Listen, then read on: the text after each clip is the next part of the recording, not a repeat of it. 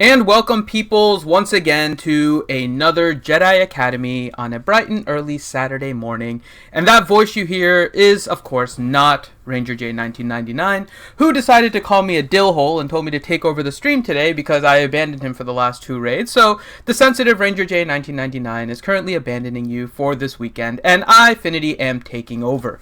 So with that, we are still joined by our awesome panelists that are here to answer your questions for the next couple hours. So if you guys have questions for the people that I will be introducing here shortly, make sure you type it in the chat, include the word question at the beginning of the question so that I can get it from the bot and we can ask them to the group. So let's start out with introducing all the people that you've grown to know and love at this point.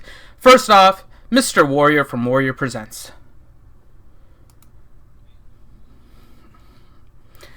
How's the coffee tasting this morning?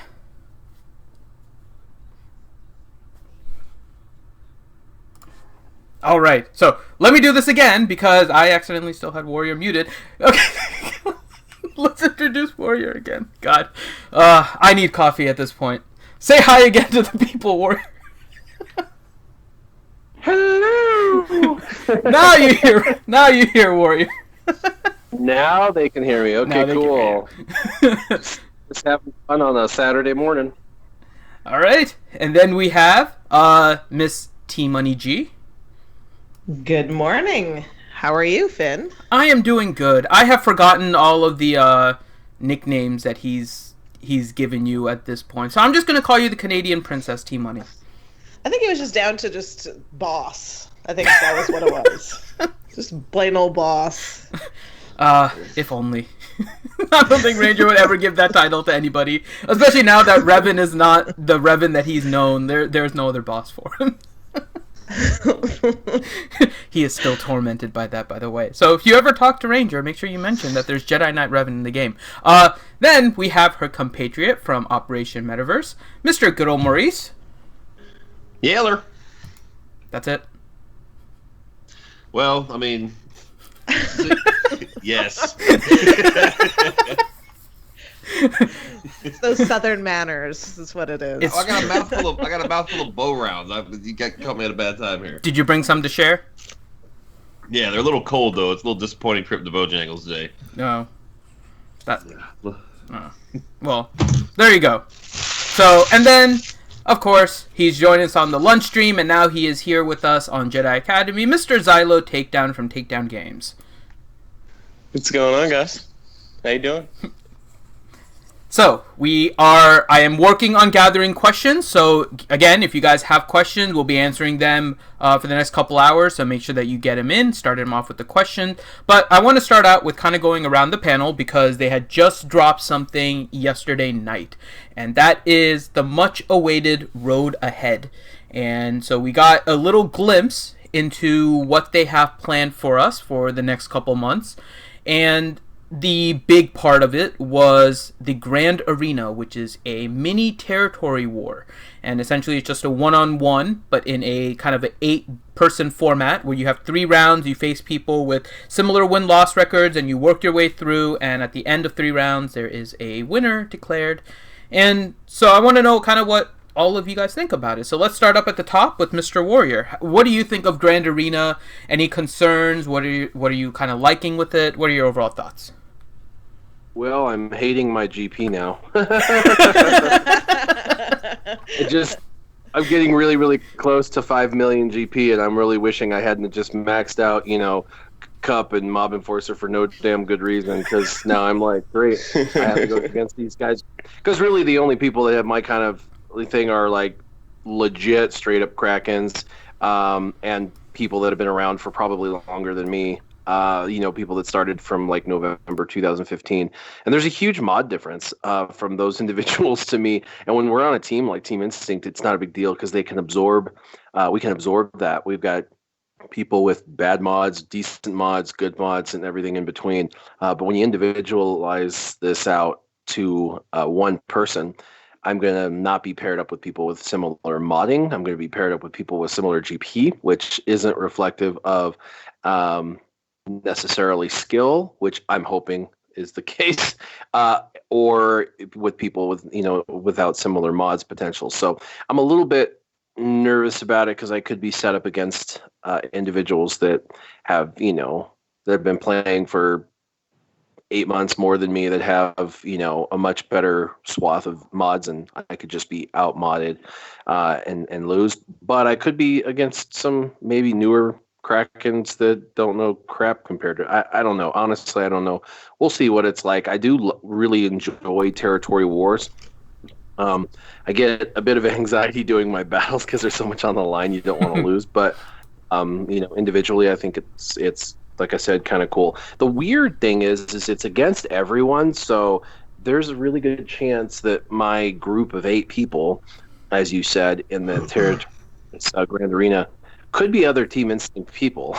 Yeah. Which means that all of our strategies could actually obviously start to hinder, and it could cause some people to get kind of selfish with their like highest end strategy, because they might think, well, I know of a specific team comp that works, and I don't want to tell anyone because I end up fighting them all the time. So I'm gonna not tell them about this strategy. When in reality, it could actually help the entire team for the territory wars they're still doing together. But so it could, for some of the highest end theory crafters, it could actually cause a selfishness and splintering within the community.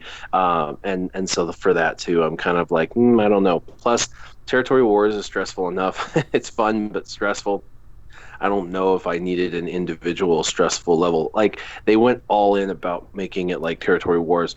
If they would have just made it a little bit more like the old tournaments, kind of, I think that would have probably been sufficient. But obviously they would have needed to work in some things to not allow cheating.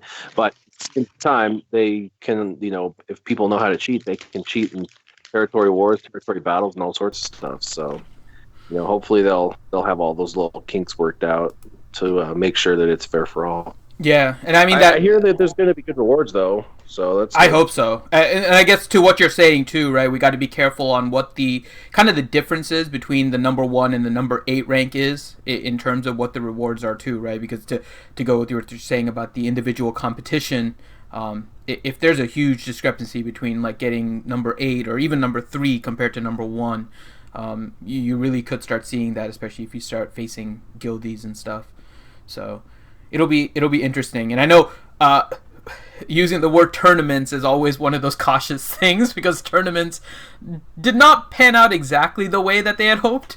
So hopefully it works out a little bit better than that. And we do have the lady herself that is basically lives, breathes, drinks, everything territory war. T-Money, how do you feel about the Grand Arena?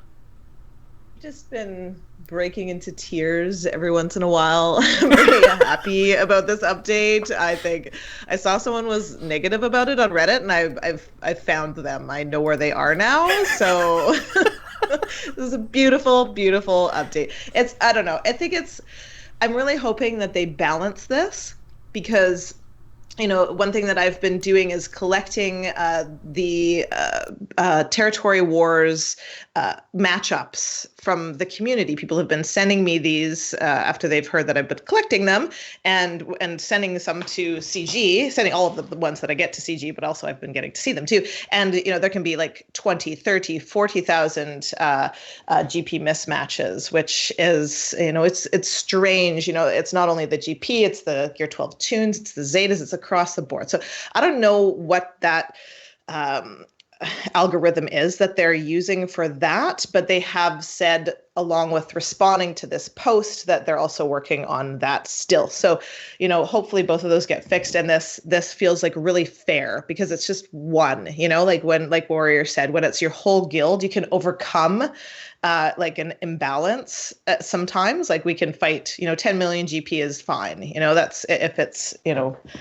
is fine for us to try and go up against, but that might change if you're an individual. I think it's really as a leader, it's like, okay, I guess all of our defensive strategies are just going to be out in the open, because now, instead of fighting one guild and them seeing everything, now you could be fighting 8 times 50 guilds, right? So everybody's going to be seeing your defensive strategies.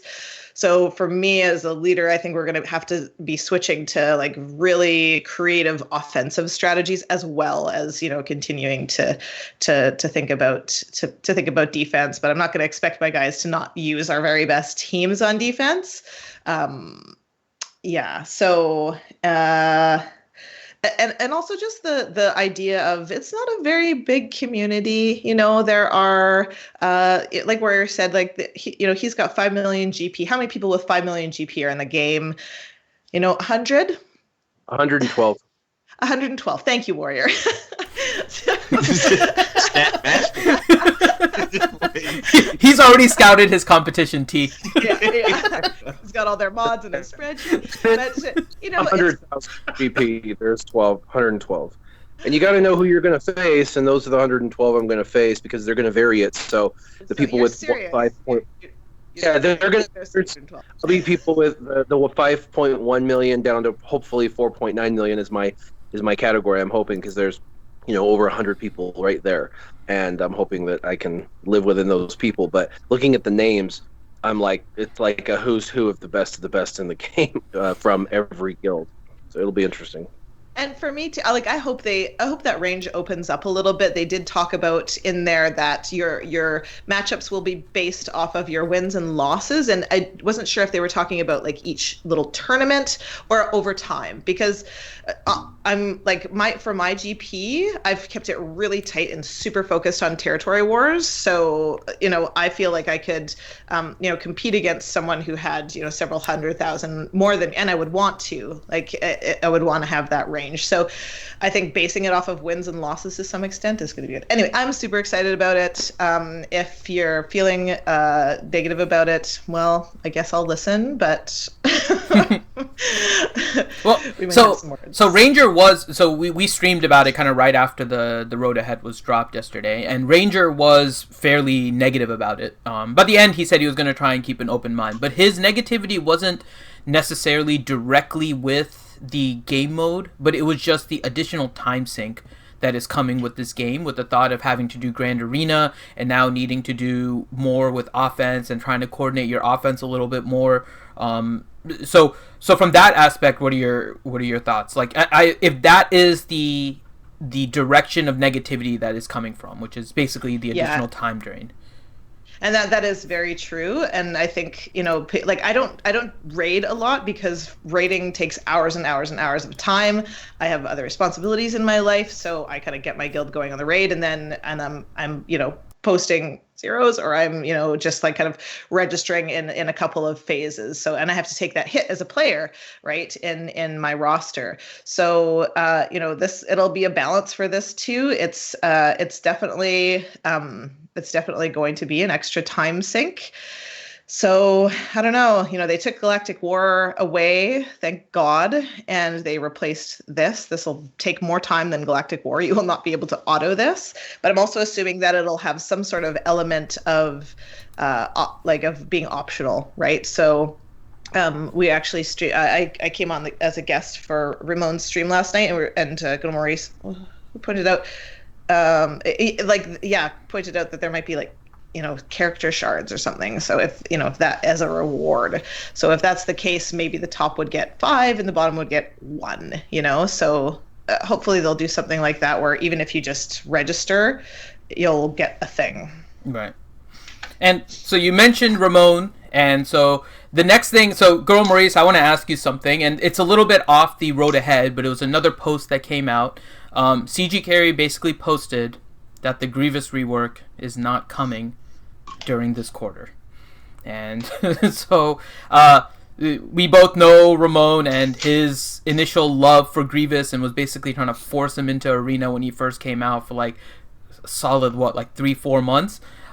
So how do you feel about Grievous not being reworked, considering a lot of what they're doing is with regards to the Clone Wars, when they mention like the shards that would be dropping that from this bonus event, they like specifically mentioned Grievous along with Kenobi and Jango, right? So what are your thoughts on Grievous basically being confirmed as to not coming this quarter? I personally I really don't care. That's not like me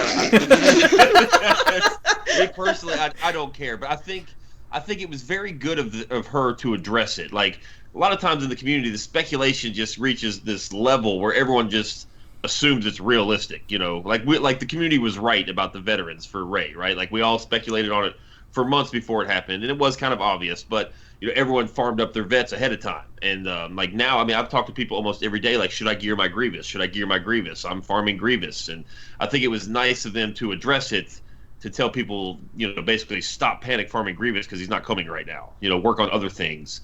I think that was a good move on their part. I don't know. He needs a rework. And, you know, I'm not disagreeing with that. He's awful. And he's the hardest character, you know, farmable character to obtain in the game. If you get that character, you should be rewarded. But I mean, right now he's still kind of a trophy, and the TW bonuses were nice. I don't think they're really enough to. Yeah. If that's his quote incoming rework, that's still not probably going to be good enough. But we'll see. I think he will get one eventually. And so I'm going to circle back really quick to Warrior. Warrior, do you think Arnold is going to delete his YouTube account now? No, I mean, he said he would, but he's going to delete an account that makes, you know, $8,500 a month and is his primary source of revenue. That's just nuts, dude. So he's not going to, that's like, he was obviously just impassioned in the moment and said something to, you know, get them to kind of step it up. But, you know, he was the first one that they notified by message. And then, of course, they went to Reddit and posted it. And they also did it on their forums, but that they confirmed that definitively Q4 is not going to have, or Q3, I guess, their Q3, our Q4, but their Q3, they're definitely not doing General Grievous. One of the things they did say about General Grievous, even a few months ago, was that they really, really, really, really have him as a high priority, like a really high priority, but they don't want to mess him up. They want to make it to where he's done right. And I don't know, you know, why it's taking this long to get that balance, but, you know, I guess I would rather them not bring out, you know, a broken tune because they're trying to rush and get it to Q3 or whatever, than, you know, and bring it out maybe next quarter, like in January through March or something. I'd rather that than him come out prematurely and then be like so broken that it just pisses the whole community off. Right. So yeah. So I don't know. I think that if it's not coming, it's probably for a good thing. I just hope that all the other content that is coming is treated with the same, you know, stuff. So, but I'm sure it is. I know the Grand Arena is being beta tested. They have said we can now confirm beta testing. You know, we're obviously not going to speak about anything else but what they've already said publicly. So, right. But the beta testing has been going on now for over 2 months. Yep. And then one of the other kind of big things, and we have a lot of questions coming in, so Xylo, we'll get your comment on this, and then we'll go ahead and jump into the questions. One of the other kind of big changes that was listed in the road ahead was the ability to change your arena payout. They basically are going to allow you to have 2 changes to your arena payout time every year, and so you can kind of move it around based on your schedule. If you move, you can change it. So what are your thoughts on them kind of finally doing that quality of life change? Do you think that was the right direction to go with it? Xylo's on mute. All right. So Xylo's on mute and doesn't want to comment on it. All right. Does somebody else want to comment on it really quick? On the arena? Love it. All right. It's incredible. I read it and I was like, kind of pinched myself. I was like, what's going on? Why would they do this? Because I would wager that they're making as much money off of crystal refreshes in arena right now as they like, they will make that much in a month as they made off Revan, you know, because it's just, everybody is refreshing 50, 100, you know, there's a lot of, arena's a bit of a slog right now.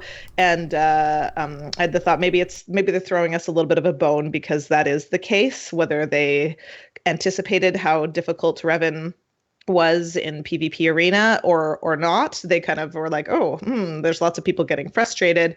Hopefully the longevity of the game is front of mind for them. And I think this is a great way to kind of mitigate a little bit of the competition going on in arena right now without making any significant changes. So hooray, I love it. And for me, just personally, 6 p.m. just does not work for me. That's like family time for tons of people. They have to sneak away from their kids to like do their arena battles. If I can do it at 10 at night, that is wonderful. So I'm very, very thankful for that change. It wasn't completely clear if you have to like actually move, right? Like it's not completely clear if this is just like, I just want to change my payout, and you can just go and do what you want. It sounded like that's exactly what it is now. Like you don't have to show anything because I think the word, I'm trying to find the exact word she used, but it was something like unrestricted movement or unbounded. So it's like there's no other things, you can just kind of move it whenever you want, and it's otherwise unbounded. So it seems to have even dropped that caveat that it initially had, where you had to like call in and show proof of move and all of these kind of things. Like it just seems, you can move it now. Have fun. So the only problem is maybe waiting on the phone with EA customer service. Oh yeah, that might be a problem, but yeah. We don't know how they're gonna allow us to change it, right? Like whether there's a way that you can spend like 200 crystals and change it twice a year, or whether you have to call and do it. They didn't give kind of the details on how they're gonna allow to change it. Just that you're gonna have the ability to change it. So be a pack in the store for $19.99 that you'll buy. For, $1,999. Get themselves a token. My suggestion on this for everybody is to not do it right away. For a couple of reasons. One, if you go, wow, Greenland, that's great. Nobody's got that time payout. I'll be able to be all alone. You're not the only one thinking that. And then what's going to happen is a bunch of you are going to spend whatever it takes to get, time-wise moved over, and then you're stuck for 6 months. And if 8 of you decide to do that, now there's 8 of you competing when maybe you only had 2 people competing with you in your existing payout. And if they leave your time frame, because they'll say there's 5 of you competing, and you're all 5 on the shard chat, and you're all competing, heavily, and 2 of them change out, you're now from 5 to 3. You're better staying where you're at. The second thing is just for me personally, I hate the time that I have payout, but I've dealt with it for 3 years. I don't know what to do. I every time in my life's busy. Hell, I don't know if I could even compete anywhere else, because I have made it a priority in my life every time to like take a crap at 6. You know what I mean, or whatever I gotta do. Like,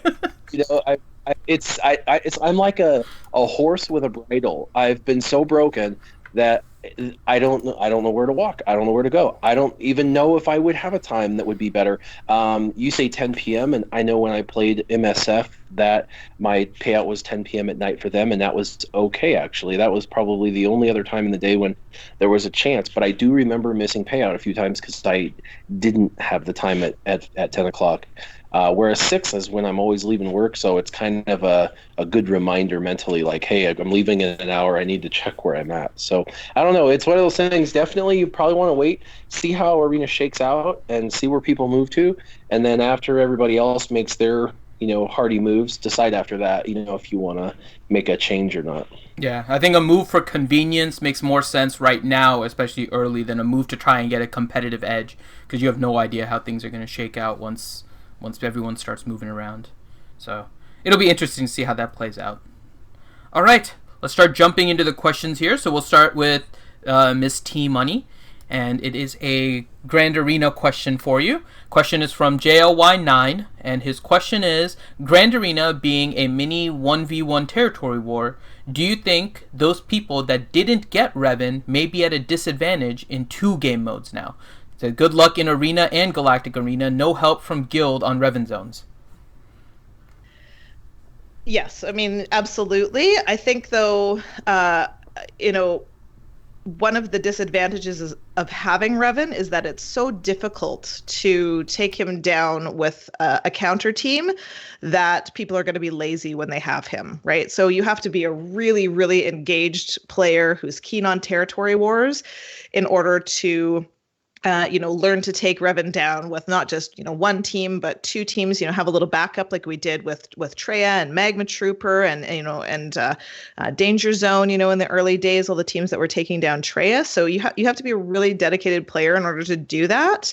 And so you're going to have those skills with your Revan team. I think the one disadvantage that you're going to have is that you're going to be one team short, right? So you'll have your Bastila team, but right now you can farm another Jedi or two, even if they're not the best ones, stick them with Bastila, and then you've got an extra team. So that's, you might be at a bit of a disadvantage for as far as teams go. So you can just kind of start looking at your roster and thinking about that. I don't think anybody should be particularly farming anything for this game mode right now until it comes out and we see exactly what it is, of course.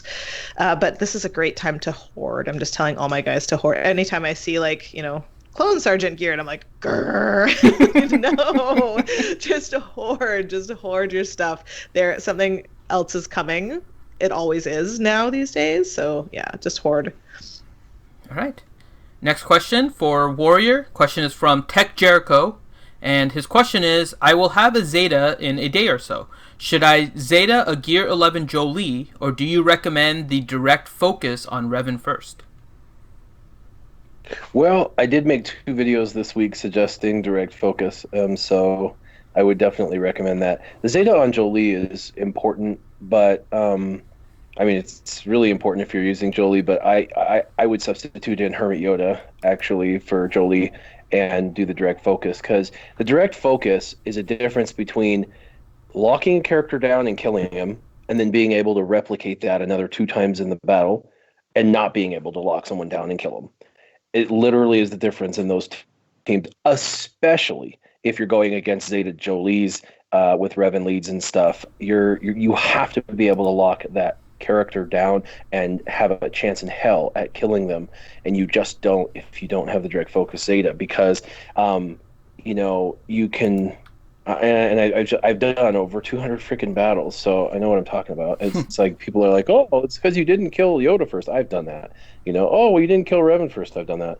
Well, you didn't kill Revan, then Jolie. I did that. Well, you didn't kill. It's like, come on, guys. I've spent like 750 crystals this week alone, so on refreshes, and those are the planned refreshes, not the pissed off want to throw my phone refreshes because it's 10 minutes till my payout and I still can't win kind of thing.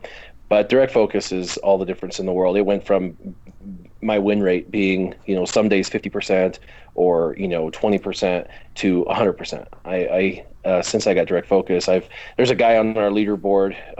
His name's Harun, and he's a nice guy. He's not on our payout chat, and he doesn't want to be. He's like, I just want to have fun and battle and have a good time, and I think that that's cool.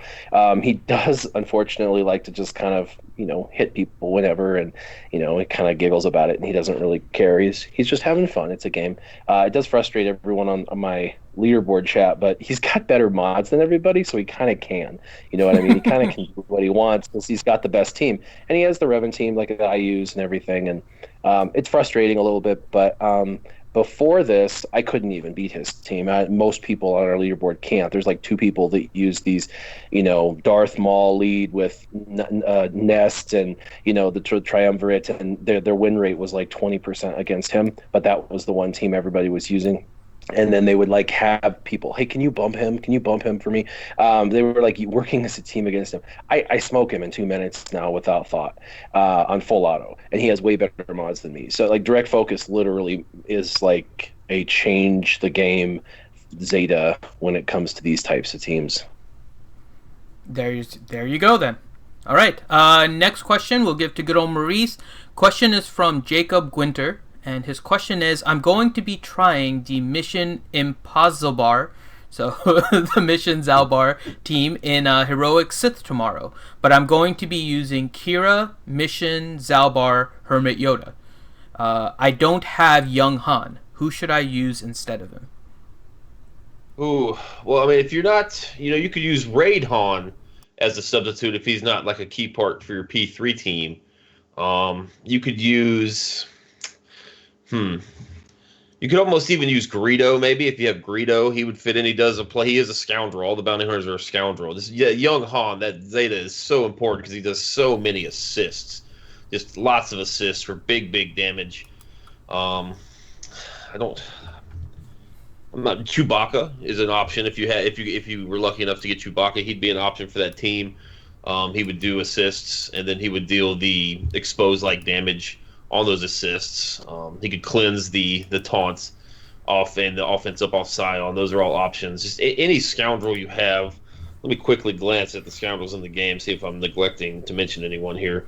While you're looking that up, if you're using Chewie, would you try to force Loyal Friend on one of them in particular, like Mission? So would you have to mod specifically to get Loyal Friend on Mission if you wanted to? I don't think you'd want to do it on Mission, just because if you watch McMull's video, the whole concept of the team is you want a really slow, high crit chance Mission, right? So her offense gets to stack and stack and stack, because the AI in this particular phase does not have any sort of dispel, so that the characters have no choice but to just pound on Zalbar, just stacking Mission's offense.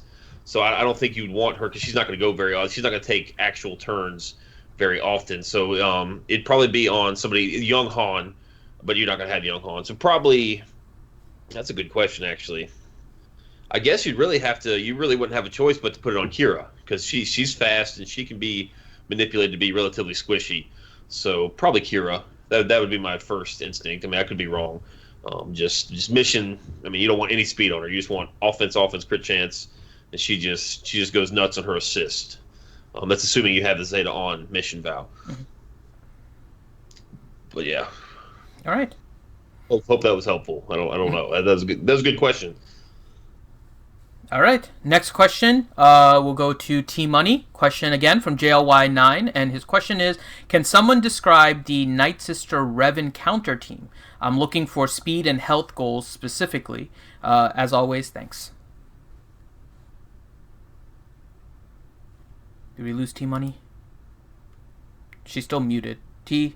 I'm muted. Just having a quiet moment of reflection, Finn. No, don't rush me. Just making sure. So first I call you like 800 times in the morning, and now I'm trying to rush you for answers. I'm being all kinds of mom today. You are. It's just more out in the open than usual, that's all. So you can use both Mother Talzin and Asajj Ventress lead for the Rev Encounter, and really I've found just from people experimenting with it in the guild, it's you have to have a Gear 12 spirit in order to have reliable success with the Mother Talzin lead, and then you have to have a Gear 12 Zeta Barriss to have a snowball's chance in HE double hockey sticks with the Ventress lead.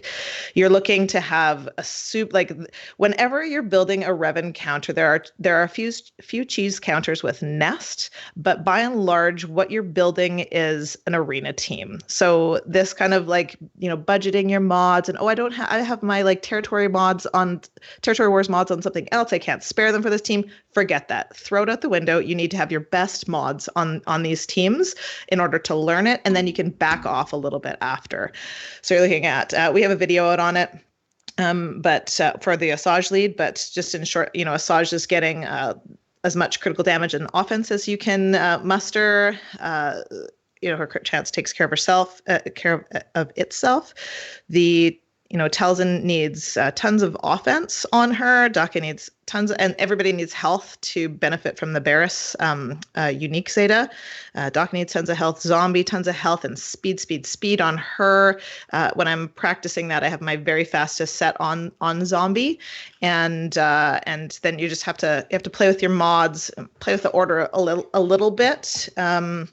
But it's definitely a tricky team. Good Maurice has a lot of success with it. He ran Ventress lead in Arena for months and months and months and months. I ran Talzin lead in Arena. I tend to have success with Talzin lead and Ventress lead equally, but it's challenging. And all of these counters, if you're I won 1 out of 2, hooray! It's like that's a legitimate Rev encounter if you win 1 out of 2 times, even if it's a Rev lead, to some extent. So that's, Ventress lead, tons of health on everyone, tons of damage on Talzin and Ventress, and then the Talzin lead, you're looking for, very much the same thing, lots of speed on both. And it's the tricky part is, this last thing I'll say, the tricky part is really timing,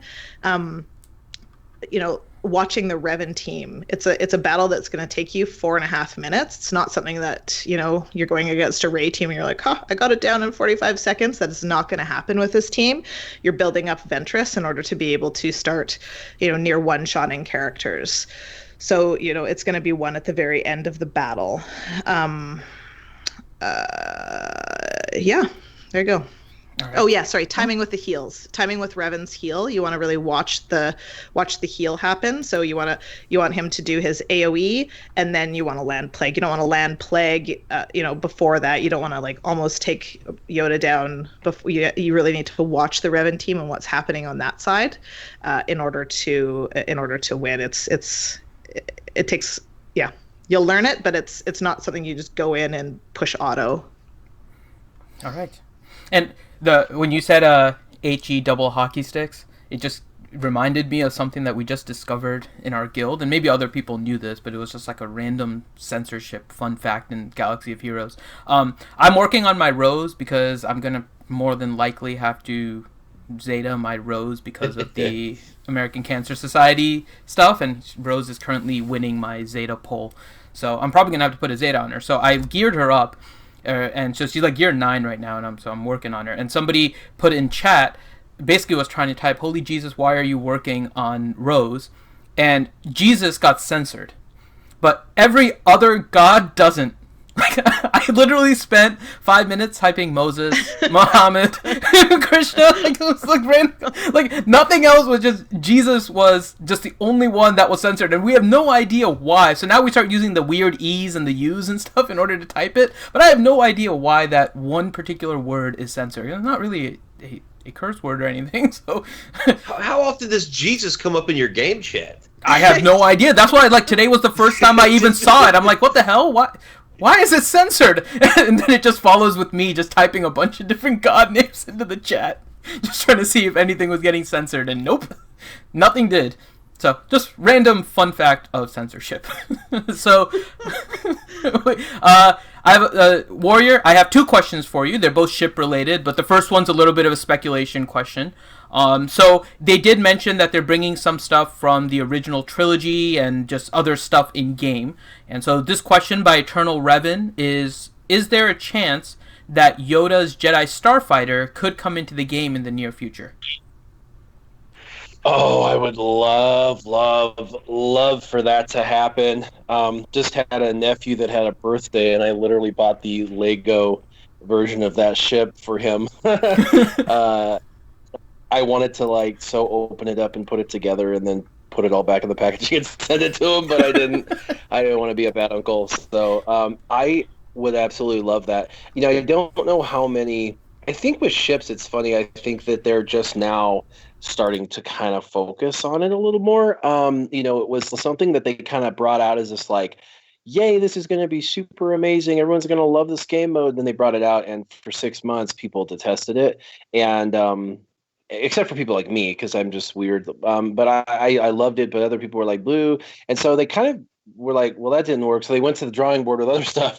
And then, of course, now that they've had it in the game, and they went almost a year with no introduction of anything else. People finally got loud enough and complained enough that they finally realized, well, it is a game mode. We did put it out there. We better stop bastardizing it and actually create some content for it. So they started making some ships and stuff, and they've done pretty good. In fact, they've added so many dark side ships that now there's more dark side ships than light side ships, of all irony. So that's funny, because I remember when we first started the dark side ships, it was like you had to use them all because there was only enough to, that you had to use them all to complete whatever. But yeah, I think that there's a possibility of anything. They want to do old trilogy or original trilogy ships. That ship wasn't actually, I don't remember that ship being in the original trilogy. No, so it wasn't. Yeah, it wasn't in the original trilogy. Yeah, so it's probably not actually going to be in, sadly, but I could see for sure, like another Millennium Falcon coming into the ship or coming into here, or any other ship for that matter that was used in the original trilogies, because it says characters with an S and ships with an S. So I'm guessing we'll get at least a couple of new characters and a couple of new ships. I'm thinking, I've never once heard anything about C-3PO from the devs, never in the past or anything, like not once. But well, there were the hints. There were the hints that Crum had put on Reddit, where he quoted the droid when it was questioning C-3PO, how many languages do you know? And then he put the meme. That's kind of what started the C-3PO kind of theory, because of a couple of posts from Crum on Reddit a little while ago. Yeah. Well, I actually think that's a possibility because Ewoks were given a little bit of a rework, and they added some new Ewoks in at one point, and then three new Ewoks, and they had kind of a small, tiny little blimp of glory for a while, and some crazy people like you got totally into them. So anyway, there was just. I think that there needs to be more. I do think there needs to be kind of like a legendary event for them. I think that would be fun. For a lot of people, they're not. I do a lot of roster reviews, and for the majority of people, they don't have them developed. So I could see people being like, "Dang it!" But a lot of people are like, "Well, C-3PO? Like, what's the point? Like, there's no reason for him to be in the game. He doesn't even. What is he going to do? Like, just talk?" But like. BB-8, you know what I mean? Like Hermit Yoda. There are a lot more characters now that don't actually have attacks, that actually are support characters that are amazing. In fact, they're some of the best characters in the game. They're like the top 10 characters in the game. There's a couple supports that are support only. So, I could definitely see him being one of those weird characters that's in a team with like R2-D2 and Han Solo and Chewie. He's just there to totally buff the team somehow to make them even crazier than they are now. So I'm interested to see what comes ahead. But ships wise, I have no idea. The only ship that comes to mind is obviously the Millennium Falcon, but we already have a couple of them, so who knows? We still don't have the Han and Chewie one though. So they know that's the one we're waiting on. So, all right. And so the next ship question for you, Ranger. God damn it. He's Warrior. Damn, he's never going to let me live that down. Okay, Warrior is from Your Marty McFly is Down. God, I love that name. Question is Bosk's unique Zeta worth it, and how much does it help his ship? So it does add more speed and health to the ship. So if you're at the highest end of arena, it does make a difference. So for ships, definitely, anytime you're maxing out a character, the ship becomes better, and every piece of every single speed and every 5,000 to 7,000 health jump you can get, the better the ship becomes. As far as it individually, it's a solid Zeta, I would say for sure. He regains taunt as long as they have protection, and that's a thing. So he's going to have taunt over and over and over. It's one of those Zetas that when you go against it in, territory wars, it's kind of that difference maker between people being able to beat the team or not. Because a lot of people's simple solution is to just throw buff immunity over his, head kind of thing. But then there's the tenacity issue, and so it's a solid Zeta to make sure that your opponent has to have an even more solid offensive strategy in winning. But it does help in ships, and when Boss came out, that was one of the first things I did was drop the second Zeta on him, both for territory wars and for the event. It helped as well, actually. That Chewie event was relatively easy. I think I beat it the first time I went through it, and people were like, "Well, you made that look easy," and it was really just because my boss was double Zeta'd. That helped. All right. Next question is Girl Maurice. Question from Fat Tony 99. Question is, how long does it take to remod like 70 characters to make sure they're all ready for Grand Arena when it comes out? I've done this. I've done this. I figured you were like the perfect person for this. I've done this. I have every single character in my inventory in alphabetized tabs, ready to go on a whim. Like they have my default, like territory war setup, and then I have another tab for like the raids. I'll switch mods in and out, but right before territory war starts, I'll put all my mods back and all my characters. It took me about 2.5 weeks to do that. I'm not being sarcastic. It takes a long time. Because but I'm a freak. I want every character optimized, every character to flow in their specifics, in their specific team comps. But I will say, if this Grand Arena is actually going to put the 8 people in the bracket, if they're going to put those 8 people and they're actually going to have close GPs, like instead of maybe Warrior with his 5 million GP, my GP of about 4 million, then we have a couple guys with 2 million GP.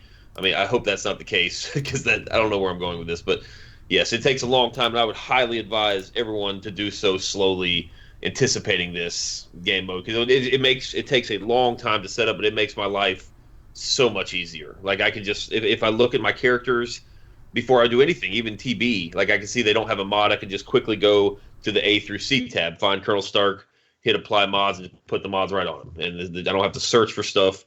It took me a while to start really using the loadout, because Finity, you were the one, and you were right. Like when it first came out, like why are you going to utilize it when you're going to be slicing all these mods and everything's going to be changing? But now, it's been out for a few months, and my mods are they're all purple, gold, or 6E now, so they're not going to change much more. So I can I make a constant loadout for every character. It sucks. It's not very fun for the majority. It was fun for me, but not for the majority. But it will definitely save you lots and lots of time in the long run. Yeah, I don't know if you guys, but some dude that my actual patrons have used. They pay him. It's like $100 or $120. For high-end whales, it's like no big drop in the hat. And he goes into your account and remods your entire roster. He'll do loadouts for arenas, territory wars, raids, yada yada yada, like the works. Like he makes everything. I can't think of his name. I've got the link. I'm sure my patrons will be able to give me that.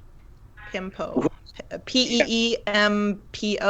Yeah, Pimpo or something like that. Yeah, you're right. That's it. I think that's kind of a cool business he's created for himself, and I think that's great. Personally, I wouldn't want to have to remod anybody's anything.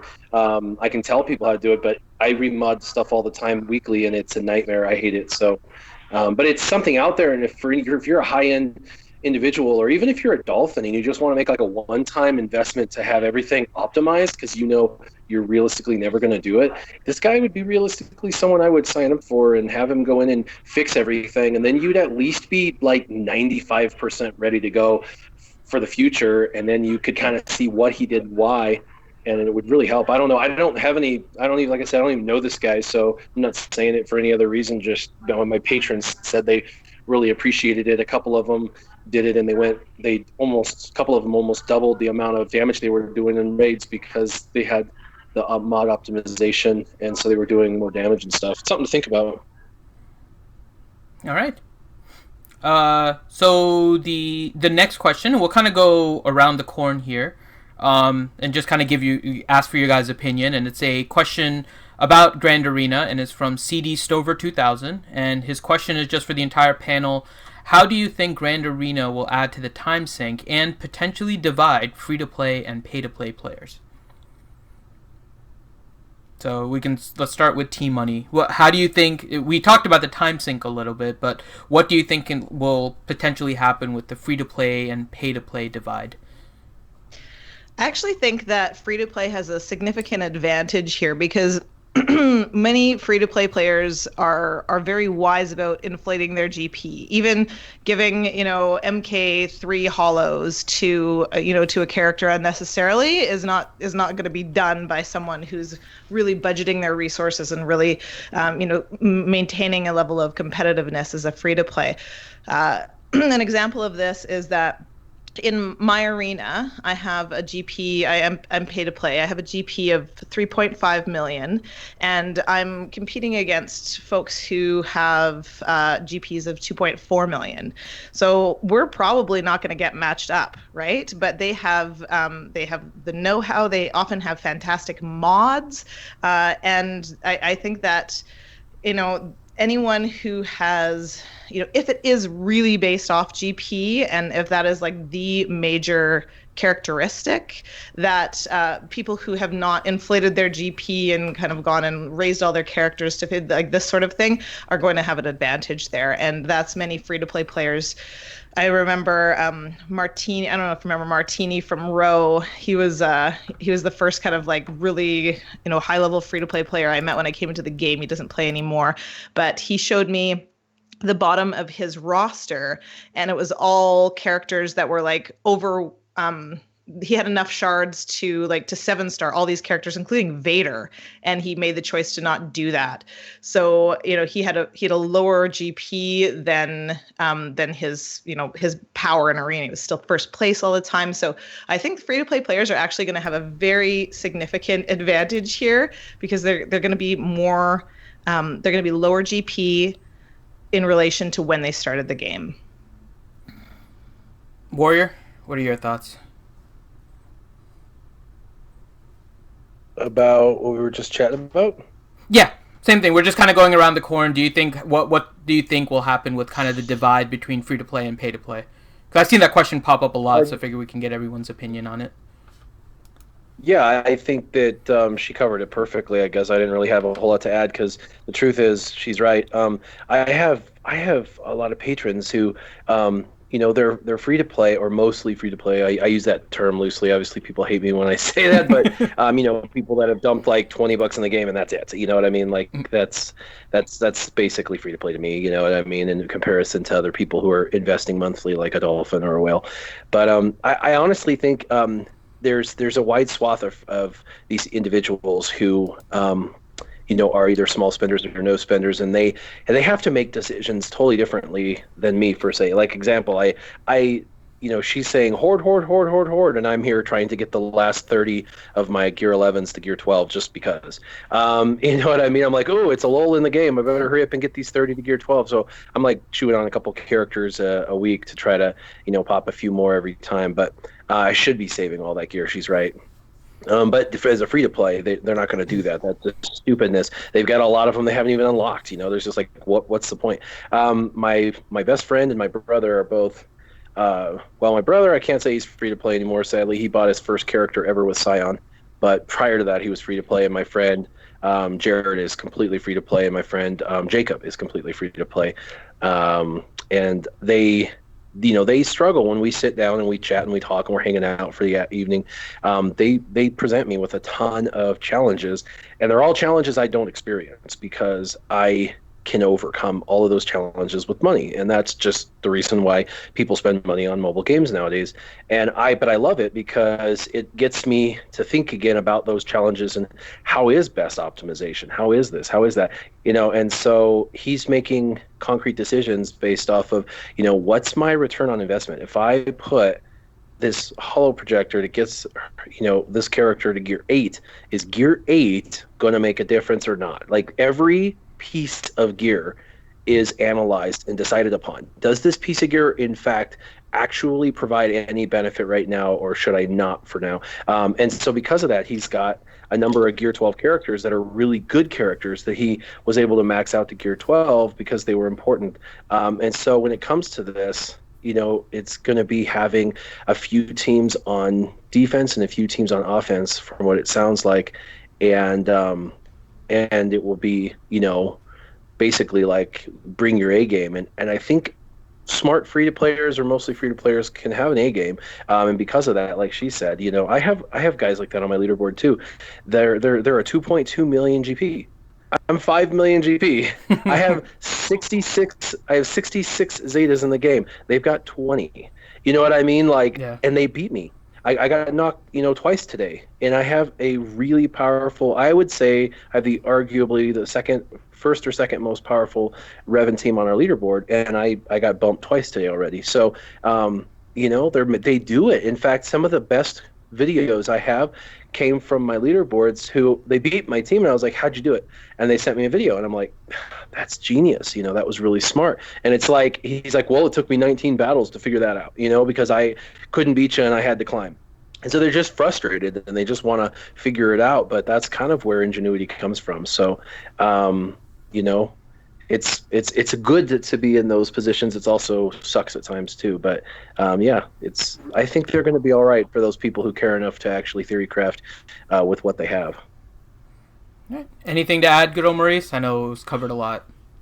Well, I just, if you are free to play, let's say you've been playing for 2 years, have a GP of 2.8 million.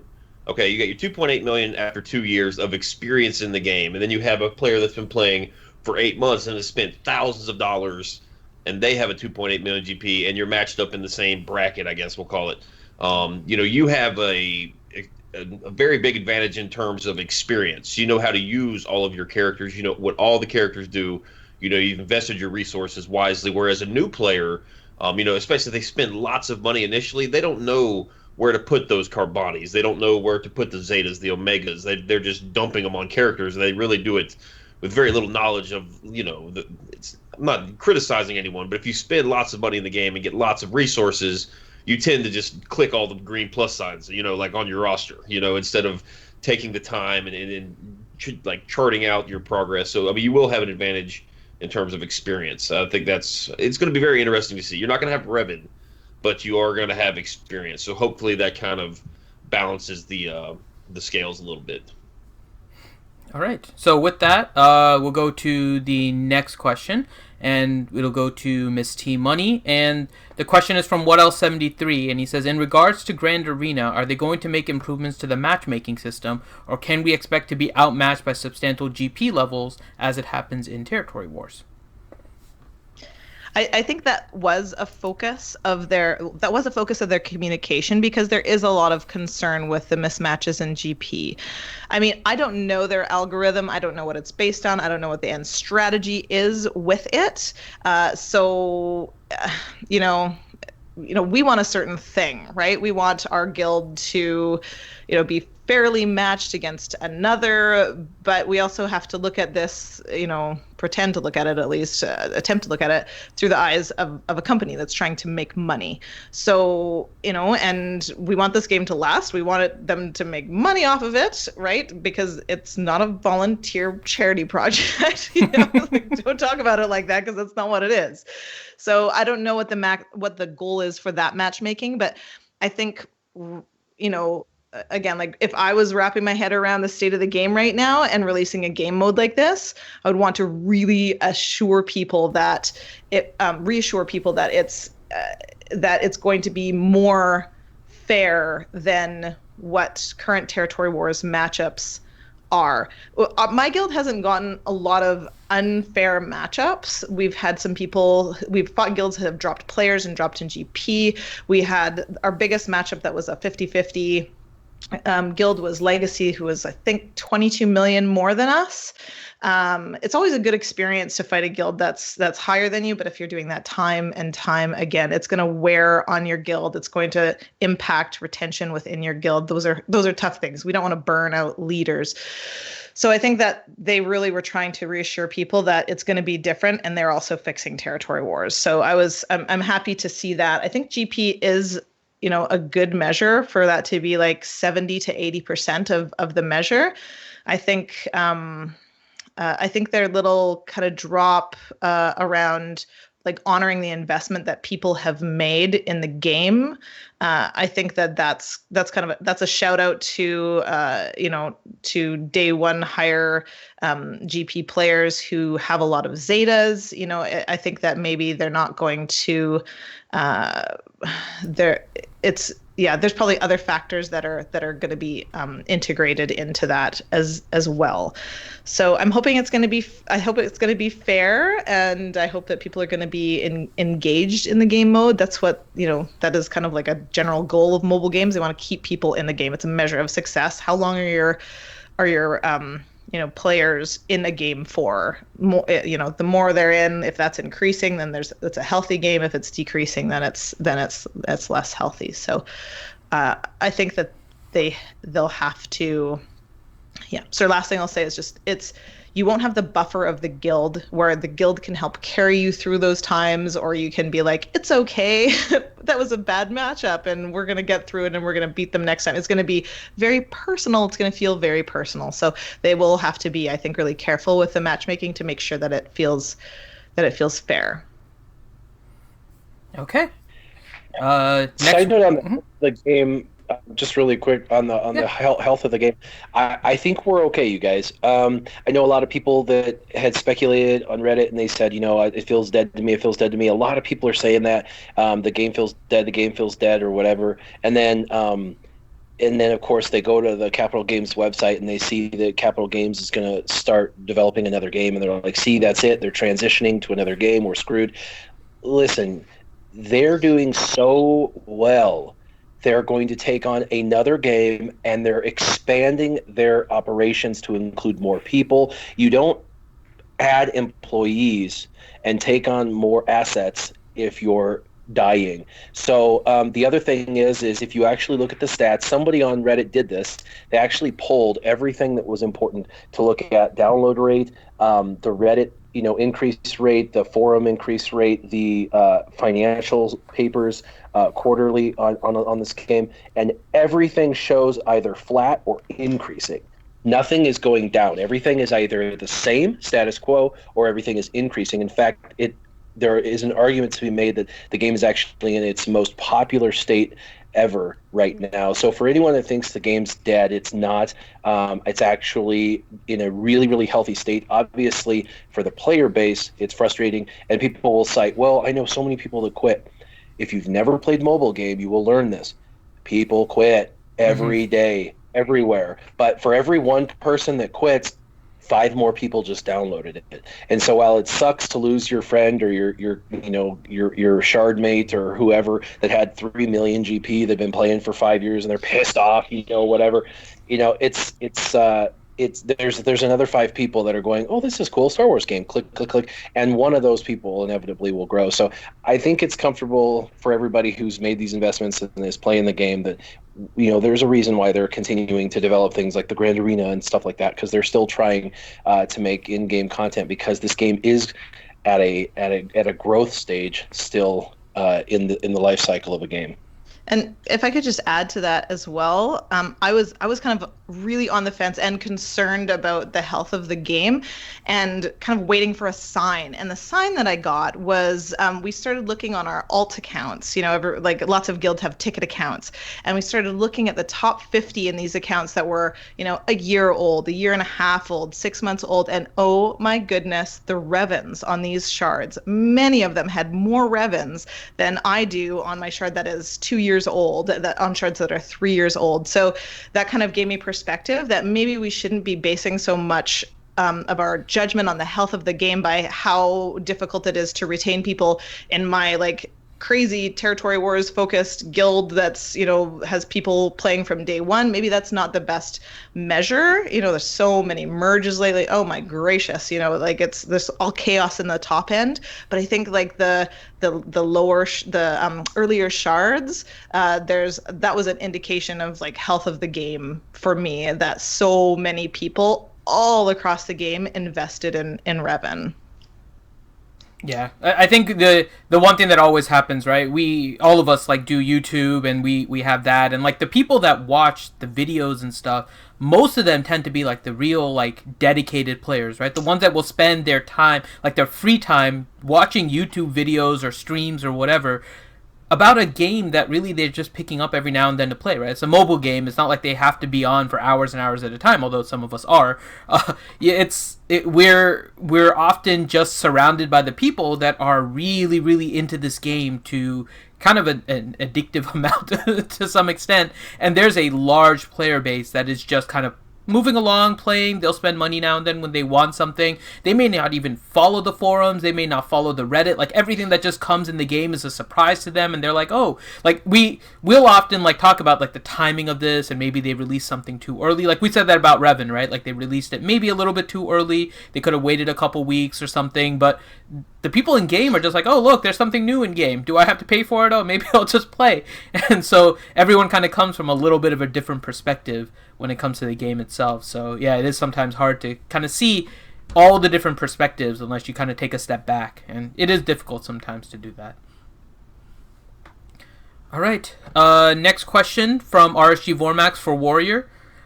His question is, should I invest in Ewok Elder for the Trey Elite Triumvirate to counter Jedi Revan, or should I focus on Zeta Maul Elite Triumvirate with a high tenacity Nest as a counter for Jedi Revan?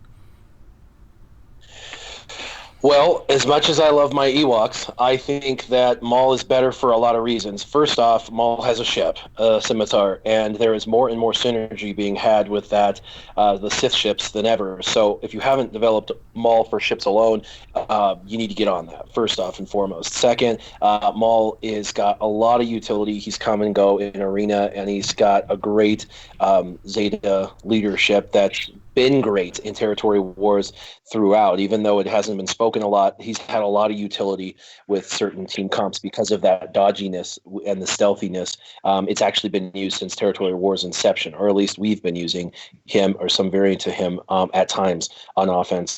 And then of course you said using Nest, with that composition, Nest over Elder. I mean, come on, you know what I mean? Like, that's not even a choice. Elder's great in that one composition or in Ewoks. Nest is a plug and play. You can put anywhere and that team becomes better.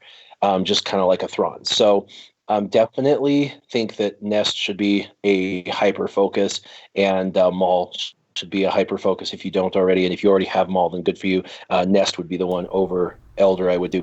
As far as like an event that they were to do if they did do a C-3PO, though, I will say, for anybody that's curious on that, they've created events in the past where they made you like freak farm to get something, and those panic farms always were like Gear 8, Gear 9.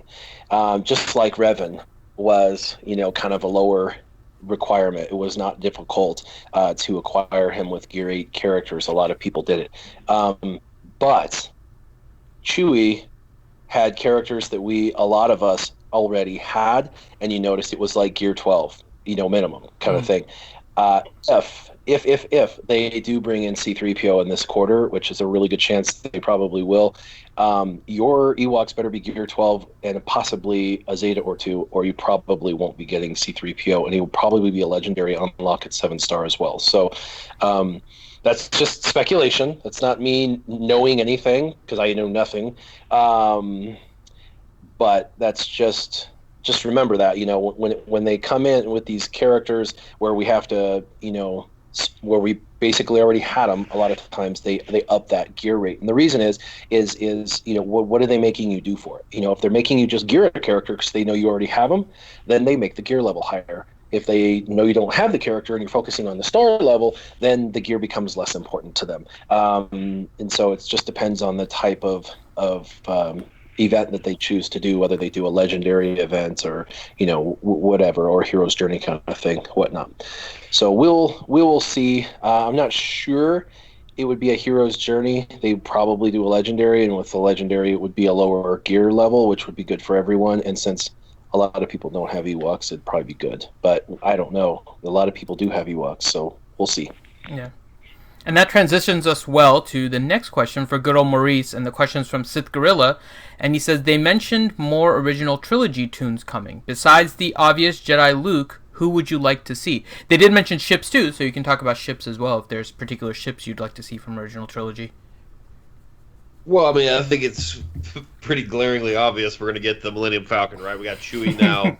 We've got Raid Han. And we have Chewie, but just because we have Raid Han doesn't mean he'll be the one that we use. They could always introduce a new Han, like the one we saw in the Chewie event that we don't have in, like, leather coat Han. he could be introduced, and that could be the other pilot. That'd be awful. But they could do Nin Nub and do one with Lando and Nin Nub for doing the Millennium Falcon. I have to say, I blame all of you young men for this, for so many Hans. Stop liking Hans so much, please. When did when did we ask for more Hans? I don't know. We asked for Chewie shards, but we don't ask for Hans. Nighttime prayers, I'm not sure. Something's happening, though. My nighttime prayers go for midriff Padme. I made that very clear. I don't really know. I can't really think of too many characters off the top of my head that I would just really want to see, that we don't have already from the original trilogy. We have the majority of them. I mean, is there one I'm missing here that we don't have? Besides, like you said, besides Luke.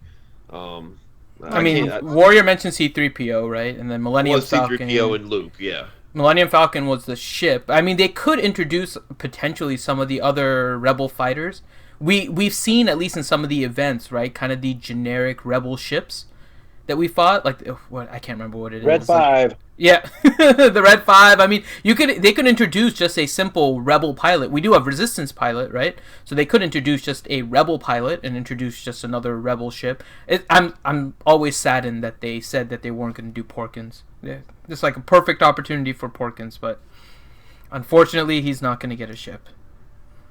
But character-wise, I mean, potentially we're at I can't remember now, either 7 or 8 Ewoks.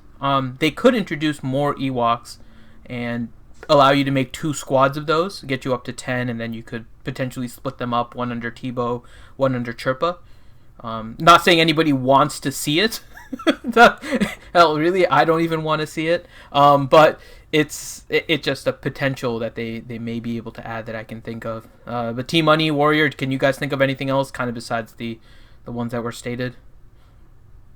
Definitely. I mean, Mon Mothma would be fantastic to have.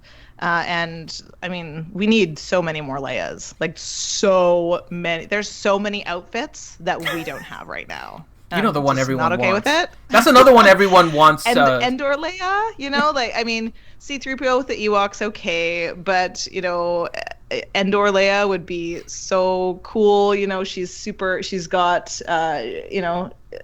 definitely stealth is in there for her. She could have there would be so many cool abilities she could have.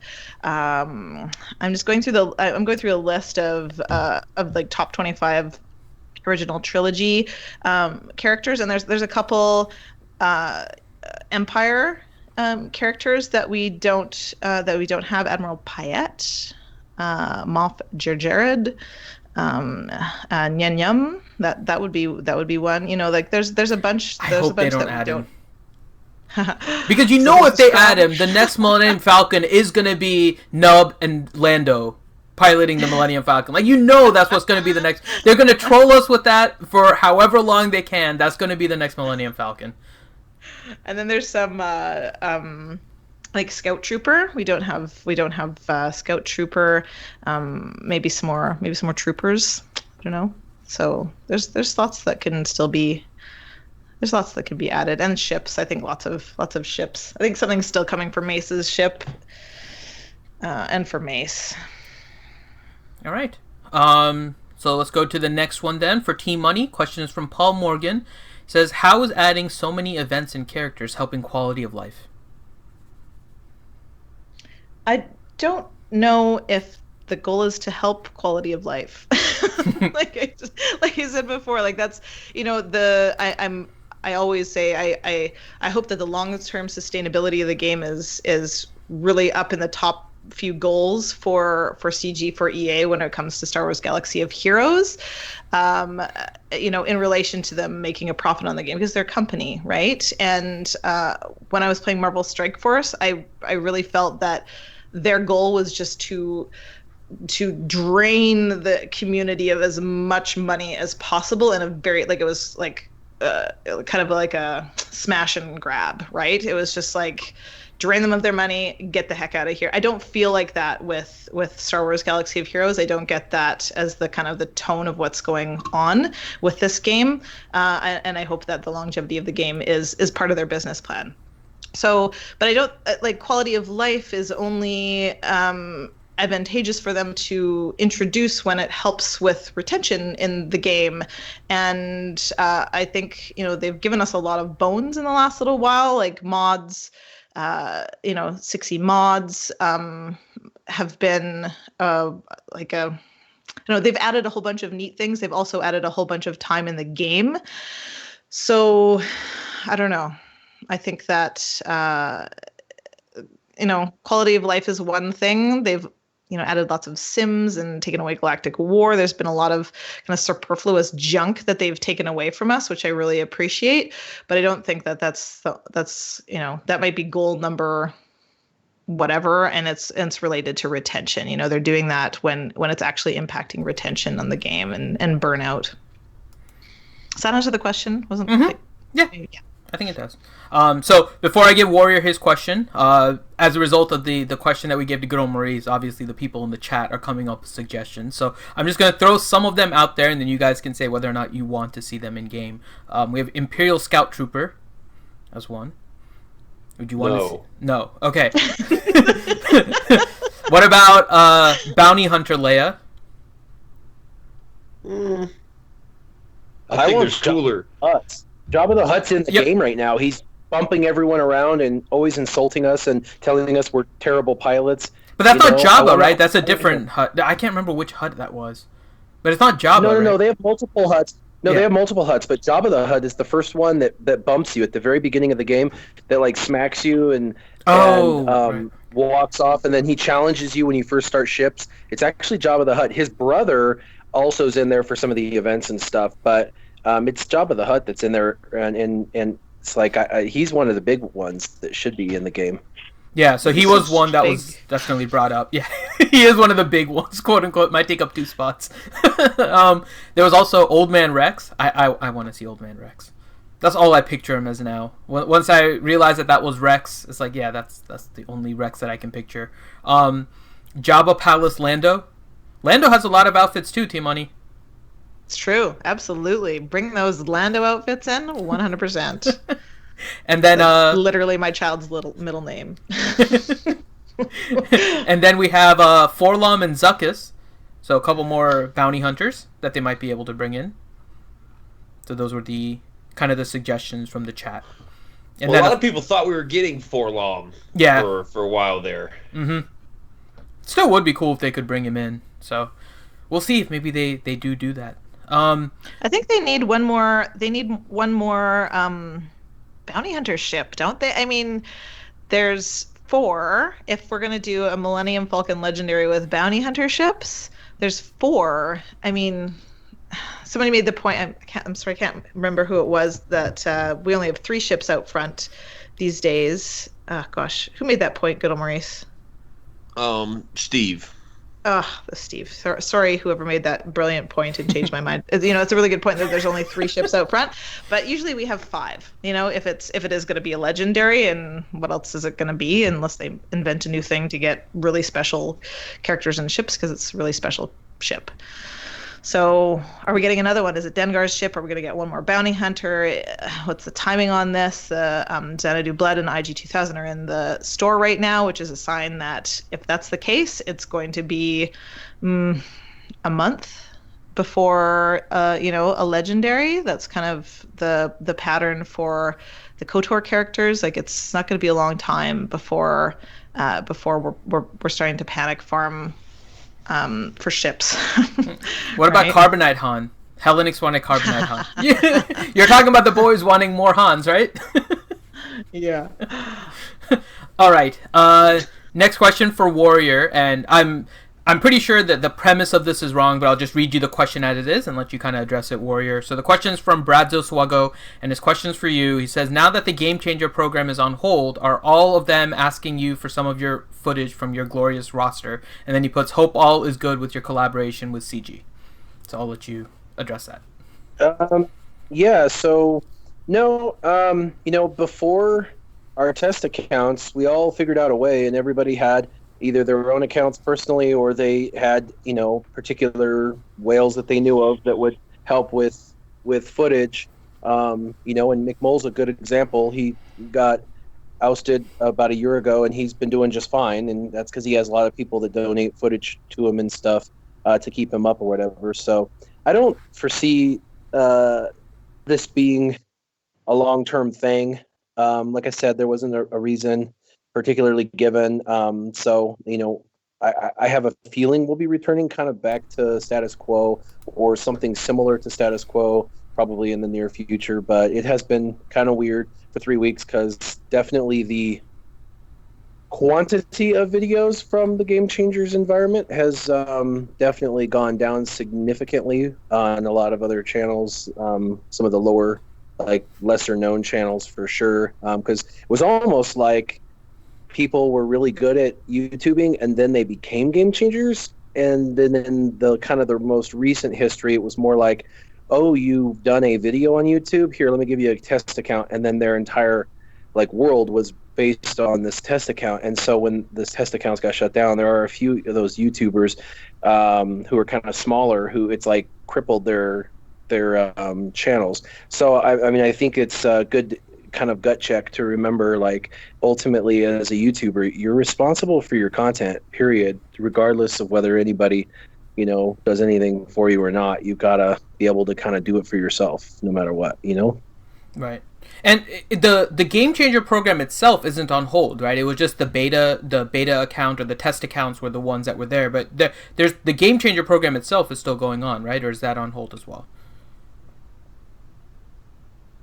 The Game Changer program is not on hold. Okay. The only thing that happened is that the test accounts, that environment, because they have multiple environments, that environment was temporarily suspended or shut down.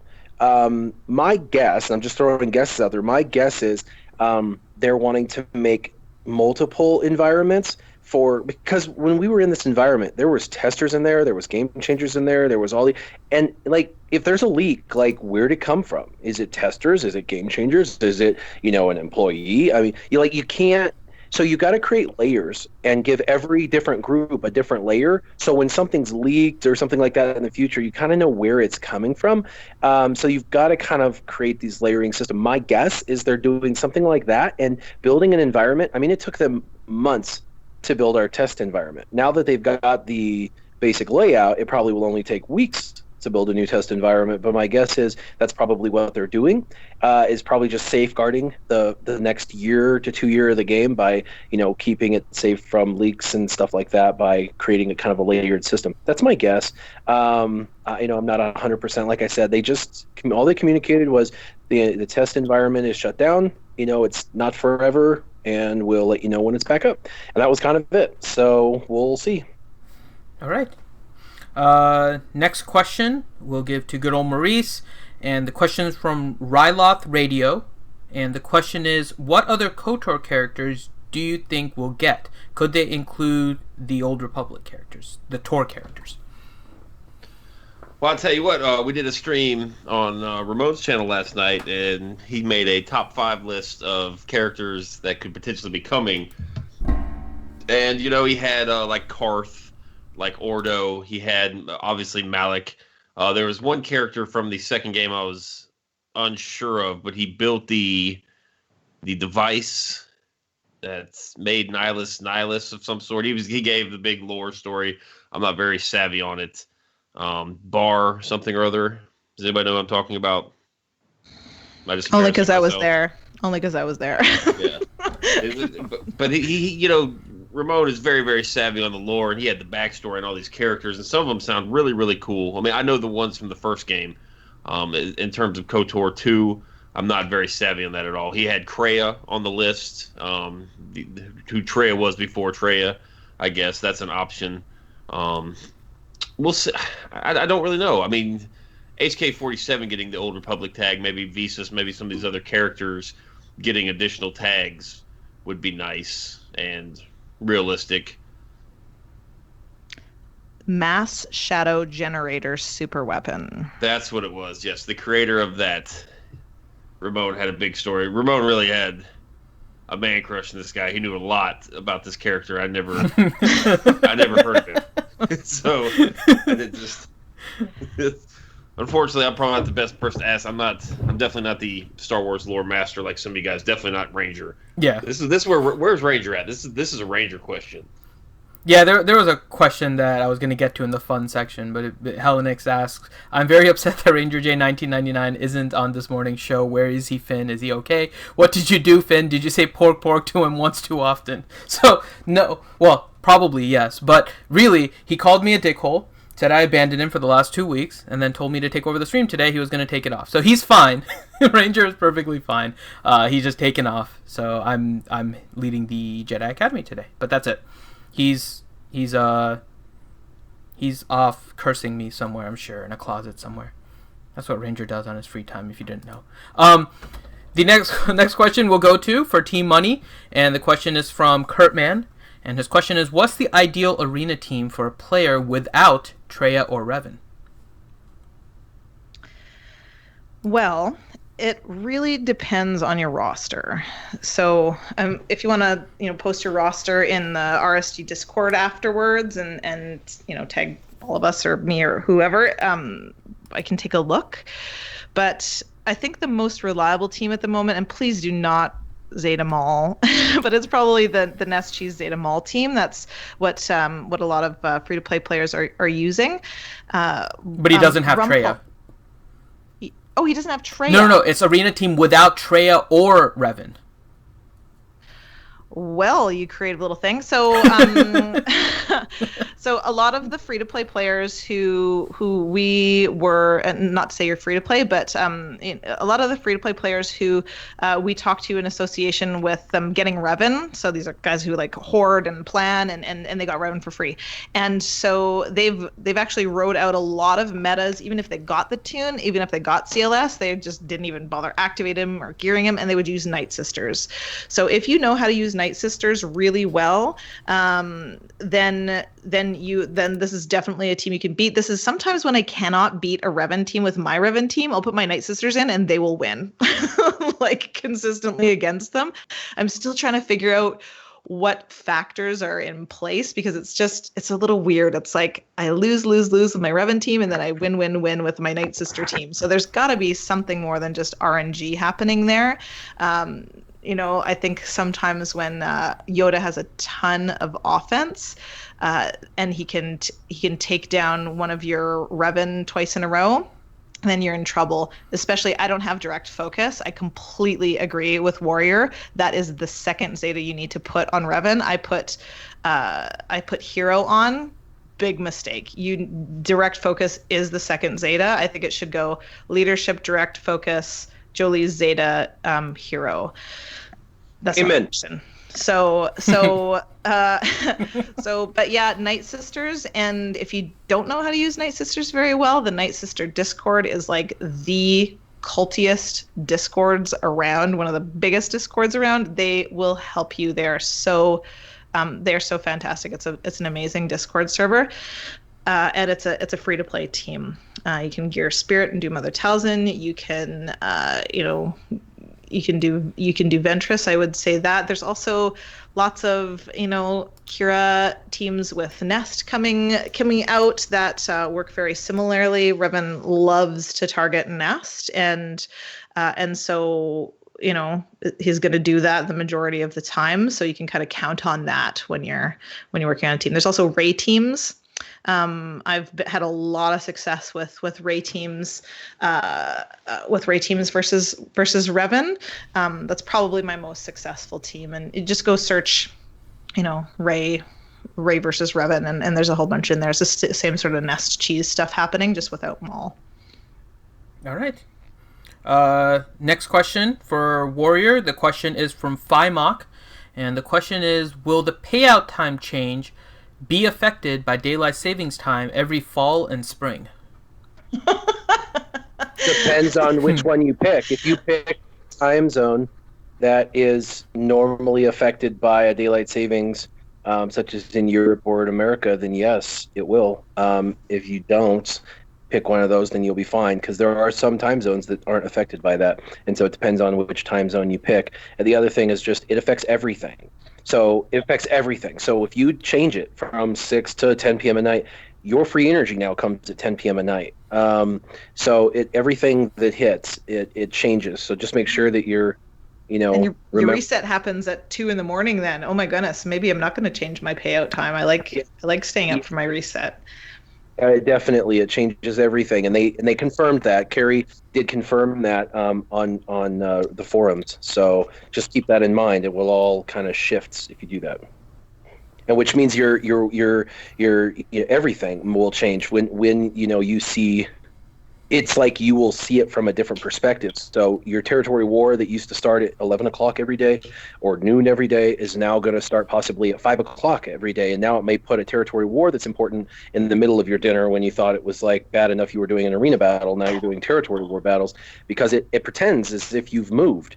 So it thinks your day is a different day because you're in a different area, but you're really not in a different area. You're just tricking the system for a better payout for your arena, but it tricks the system everything. It's as if you moved even though you didn't move. So I think TW though is the same time for everybody around the world, just because it puts some Europeans at a disadvantage because they only get like a little bit of time before bed to hit TW. I'm not completely sure on that, but yeah, it's probably true. It just I know that, like, for example, territory battles always was noon, and then my time went back by an hour, and now it's at 11 a.m. So maybe not territory wars, but I know that some of those event style things it's going to affect when those events hit and stuff like that. So, yeah. All right. Next question for good old Maurice. We answered this a little bit, but I'll let you address it, and then I have another question for you as well. So John Davies, his question is, will CG get these new matchups right? From my experience with territory war, it's often mismatched. Well, from the sounds of it, it looks like they're going to pair 8 people together in the same GP bracket. That should be relatively easy, you would think. And then it sounds like you're going to play people from all over the game based on your win-loss record. I'd imagine it'd be like, if you win a battle, kind of like a point system like we see in other games. Like if you win a match, you get, 30 points, and then you maybe move up to the next tier, and you fight somebody else that has the same amount of points with you. So I think I could be totally wrong. If I misread or misunderstood this, please stop me, guys. It sounds like you're going to face somebody with a similar win-loss, points as you. So if I have, if I'm 3-1, and somebody else is 3-1 as well, there might be some discrepancy there. I don't know. There might be a little bit of a mismatch.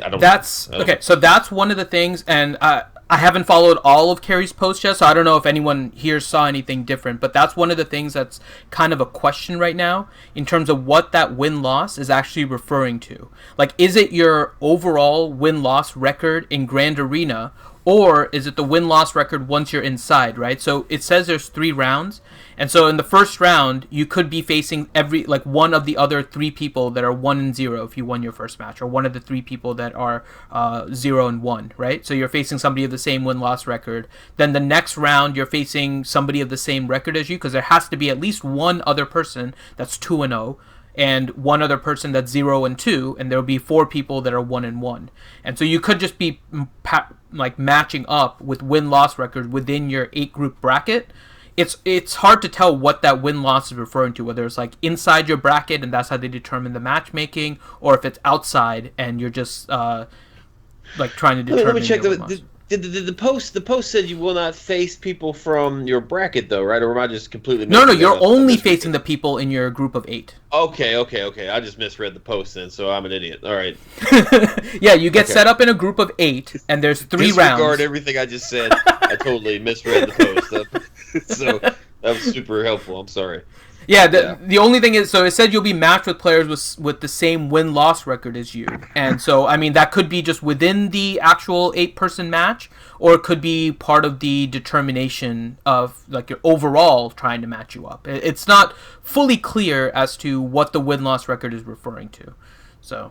Oh, yeah. So, like, basically the first couple weeks, it's pretty random. And then as the game mode, matures, I guess, maybe I'm 2-1 and Team Money's 2-1, so we get matched in the same bracket. Then it's gonna be, I wonder if it will be like cumulative, like over time. That would be kind of cool if you just like look at my player card 6 months from now and see that I'm 617 and 215 in one, or something. Yeah. That'd be cool. My guess is that it's done on a round basis, and it's just based on your 8-person match.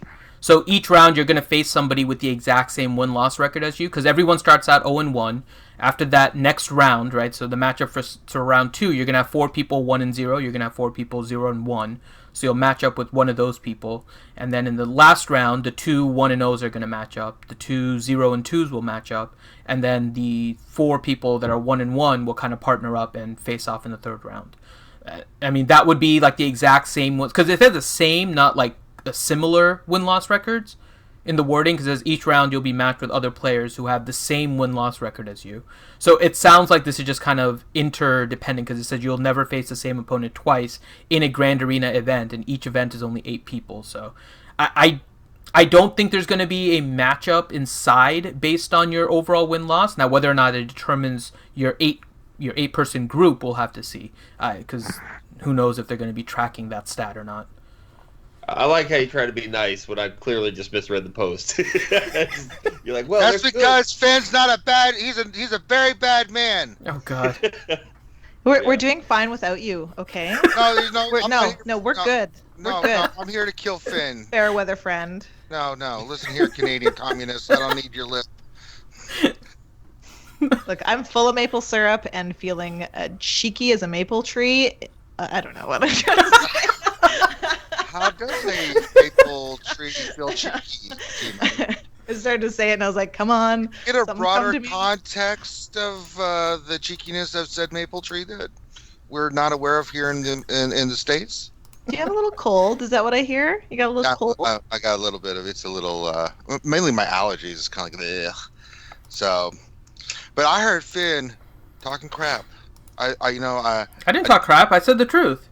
I said you called me a dickhole. I said you called me a dickhole. You said that I abandoned you, and you told me to do the stream that you were going to take a break. There's more to it than that because you did abandon me, Finn. See? What did I say that was wrong? That's what I thought. Okay, next question for good old Maurice from Paul Morgan, and his question is: what gear levels do you take KOTOR characters for the next Revan event? 8 or 9. Like I don't feel like you really needed too big of a. I mean, maybe somebody else is better suited to answer this. Most of my characters were pretty, with the exception I think Mission. I think all the rest of them were like gear 10. It was super easy. I guess you could kind of.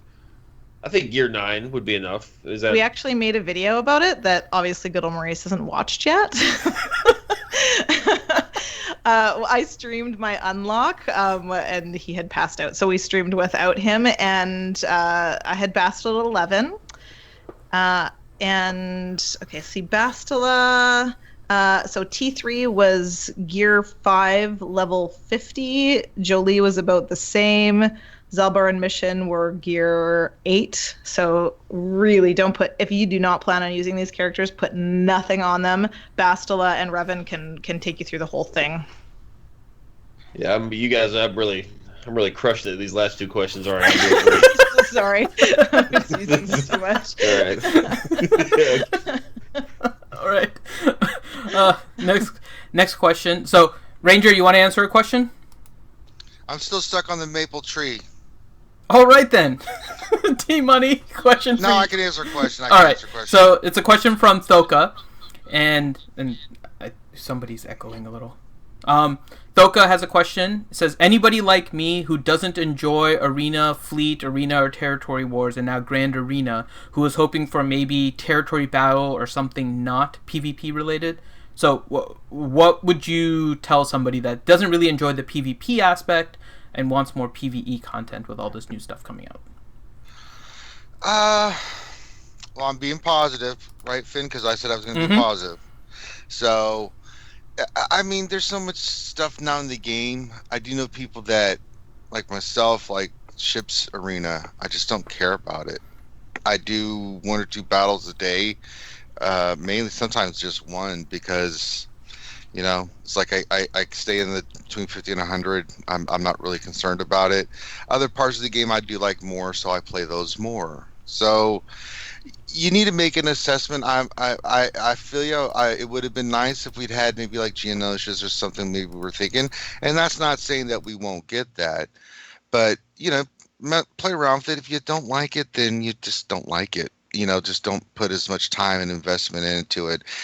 Some people like PvE stuff more than PvP and vice versa. So you tend to spend the time focusing on those things that you enjoy about the game more than others. So I would kind of treat this the same way. Once you get to play around with it a little bit and you think, you know what, this is just not for me, do the minimum, whatever you need to do, and then continue to focus on those PvE things that you enjoy, and then wait for the new PvE content to come in is all I can tell you. All right. Next question for T-Money, and questions from Michael Longmead, and his question is, for someone who recently unlocked CLS, is it worth gearing in past Gear 11 for use with original Trilogy Chewie and Raid Han, or should I invest elsewhere since there is so much talk of a possible Jedi Luke? Well, again, I need to see the rest of your roster, but as far as like ranking teams go with my Territory Wars lens, CLS is probably the second best team for Territory Wars after Revan. It's a fantastic team. There's not a ton that can take out Bastila very cleanly. They can take out Bastila, Traya. People are taking down Revan with CLS. It's a fantastic team, and for me, I didn't invest in CLS the first time around, and I don't have any Zetas on him. I brought him to Gear 12, but I don't have any Zetas on him, and I'm considering this next Zeta after Direct Focus. I'm one short for Direct Focus. And I might start putting Zetas on CLS. So it is an excellent team. Yeah, but right now, Horde. I don't know. Like, it depends. Like, if you need to get up in arena and you're down in arena, you have gear, 5-star Chewie, you can climb all, depending on your mods, you can climb all the way up to top 50 with that, on any shard. So, it depends where you are in your arena right now, but that's an investment. If I had him, with my roster, if I had him at Gear 11, I would bring him to Gear 12. Absolutely. All right. And for the record, I did say Long Mead with the D. It's just I said Long Mead and then yeah. I was looking at that. Are you Long Meat? No, it's Long Mead. I apologize if it sounded different on the stream. It was Long Mead. What is Longmead? No, Longmead is the guy's last name. The person that asked the question just now was Michael Longmead, and apparently it sounded like a T at the end. So I just want to apologize if that's the way it sounded. So that's not what I intended. Is it an autumnal ale? All right, next question. We'll give it to Warrior here. It's from Travis Anderson. And the question is, somebody told me that Carrie said it's definitely not Grievous right now. Is that true? Was waiting to give his revision his other 2 Zetas, was waiting to give Revan his other 2 Zetas, and Warrior did bring up a good point of no events for the whole weekend. Yeah, so no events for the whole weekend, and now it's Saturday, and there's no events for the whole weekend. So, sadly, my speculation on events this weekend are wrong. That's a real shame. Makes me super, super sad. Because, it's really dead in the game right now. So, it would have been nice to have a couple of pop-up events, but they're already putting up events for next week. So, like the Night Sister one. So, sadly, there's nothing for this weekend. And yes, she did confirm General Grievous would not be in this road ahead, which, for the record, we're already halfway through this quarter. So for the next 6 or 7 weeks, we're not going to see General Grievous. Yeah.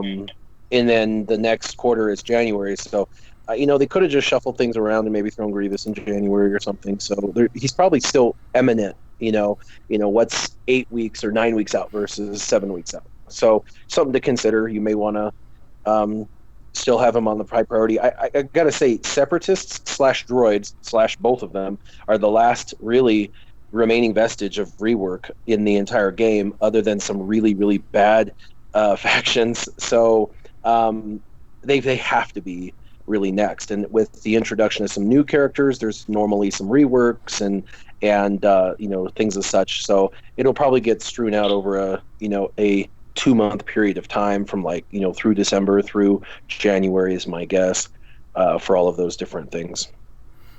Okay. And then the last question before we get into some of the few fun questions we have, and then we start wrapping up. Good old Maurice, and feel free if you can't answer this, because it's a question kind of directed for Game Changer. So the question is from Helenix, and he asks, has CG told any of today's Game Changer panelists in a very specific manner that they have systems in place to stop tournament-style cheating? If so, what are those? I fear Tournaments 2.0. I don't know if this has been brought up at all, but I mean, if it's going to be a TW environment, the tournament environment was, arena setting, like one squad. There was people using undergeared, underpowered characters to beat higher powered characters. I mean, I don't. You could do that to break a Revan team on defense, right? Because nobody can see what you're doing on offense, unless they allow for a replay or something in order for you to be able to see it, which would be a way to potentially stop it. But I haven't seen it come up. I haven't heard of rampant cheating in TW apart from the perhaps being able to, take a peek at the other board. I've seen some rumors about that circulating, but that's the only real cheating element that I've really heard of in terms of TW. I don't think so. I hope not, because I'm one of the, I guess, few that love tournaments. I love tournaments. I love individual based game modes. If I don't want to play this TW this week, if I'm busy, if I'm working, or I'm just burnt out of the game, I don't have to play it. It won't affect the other 49 people in my guild.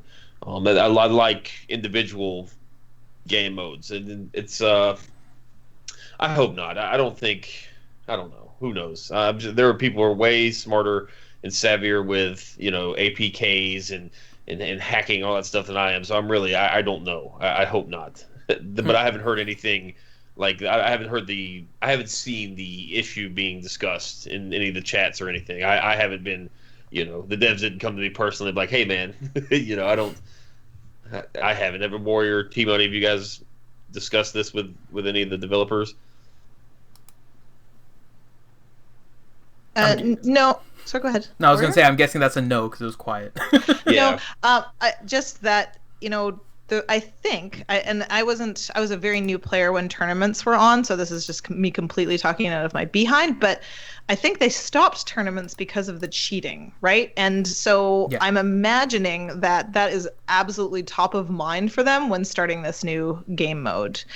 Yeah. Yeah, I mean, I don't know what you guys think, and just talking about it just now, I thought it'd be kind of cool that if they do allow for that window where you have to go offense phase, defense phase, offense phase, right? Kind of in between each of the rounds. And if you would be able to go back and watch replays of the attacks on your team just before the next round switches to offense. So during that defense phase, you can kind of see how somebody attacked your team and then see how it went and then know how to adjust for the next round or something like that. Do you think that would be cool if they added something like that just for territory, the Grand Arena? I think Territory Wars would get too complicated. But for Grand Arena, for a 24-hour period, you can watch replays of the attacks on your team in the past round. And the TW does have a report guild button. I would imagine if it is going to be in fact another, a baby TW, I'd imagine the layout's going to be almost identical. So there could be a report player button where, maybe you can look at the roster and they have, 2 million less GP than you. I mean, heaven forbid that happens, but and then you see them just going in there and just 20 bannering all of your teams, including a Gear 12 6 Zeta Revan team. You're like, wait a second, so I mean, I think that's a really good point. I think that who's going to get away with that, right? We see people climbing an arena and we're like, there is no way you're beating those teams with that gear and those mods, and they get reported by multiple people and then they look into it, right? It's kind of it feels like a weight of evidence thing for them. So if a person goes through 5 wars and gets reported by 5 people, well, they're probably going to be looking into that because any sort of hacks or that's not good for the bottom line in any regard. Well, there's going to be the salty player that just straight up loses to it, just reports the player because they're just their ego won't allow them to to take a loss, so they'll just report the player. So that they'll be one of those people. But, I mean, oftentimes it is done on a whim, right? Like the report stuff. I mean, sometimes it's really obvious, but like with Territory Wars, I don't know how many of you guys have actually used it, but it's like there's so many people on the other team, you don't know if they just had a composition that was able to beat the team, and then you don't know which player did it, because half the time if you're not like constantly watching, and I know maybe T Money is because she's addicted to the game, but the other... most people don't see like who's attacking your team and who got the victory, right? You just see like a list of who got how many banners, and then unless there's only like one team down, it's hard to identify who got what team, and it's hard to know for sure whether or not there's cheating. You're kind of doing it a little bit on a whim, but I think replays would be kind of cool because it could help with the cheating also, because you could always go back and watch, and if it is something suspicious, like you just record it now, and otherwise you can kind of watch to see what the weakness is on your team, like one character was moving too fast, one was too slow, or they played a good counter team, or whatever it is. I think a 24-hour replay would really help this and prevent some of the cheating aspects that are going on. So. No, but I think that's one of the secrets. I want to keep my offensive secrets, right? That's the only secret you can keep right now. Like you hear of, oh yeah, TI cleared such and such zone with perfect 20 banners. Like, how did they do it? And that's, you can see everybody's defenses, but you can't see their offenses. So I think that's, it's it encourages innovation, I think, to some extent, to have those things be secret. Yeah. All right, let's get into some fun questions here, and then we'll start wrapping it up. So the first one, and I'll let T Money do this because it's as a fellow guild leader. No, it's not a maple syrup question. It's actually a person asking for a shout out, and he's asking it for his guild. And I figured T Money being a guild leader, and no offense to anybody else here, but probably with the best voice on the panel today, that she can be the one that does the shout out. So Kurtman is saying, as a fellow guild leader, can I get a shout out to my guild Last of the Grey from the panel? He said, thanks for keeping me interested in the game, everyone. Last of the Grey, shout out to you guys. I'm assuming you're Grey Jedis, so that's pretty darn awesome. Have a great territory battle. There we go. So the next one isn't necessarily a question, but it was directed for you, Warrior. So I just wanted to send this to you. So it's Eric H. And he says, thanks, Warrior. Direct focus has made my arena easier with Hermit Yoda, even against Jolie teams. Yeah, that's what I'm saying. The whole point of the video was just to showcase how important one Zeta can make or break. I have a before and an after video, and I've had a few people comment, well, duh, everybody in the community's known this for a while. Yeah, we've known for a couple of weeks, but when you spend all your Zetas on the others, it takes a couple of weeks to save. And sadly, the Zeta drop rate has been absolutely atrocious, at least for me, in the events. The 3 times a week event, you should be able to get up to 12 Zeta a week, because you get 2 attempts and there's 2 potential per drop. So you got 12 potential Zetas a week.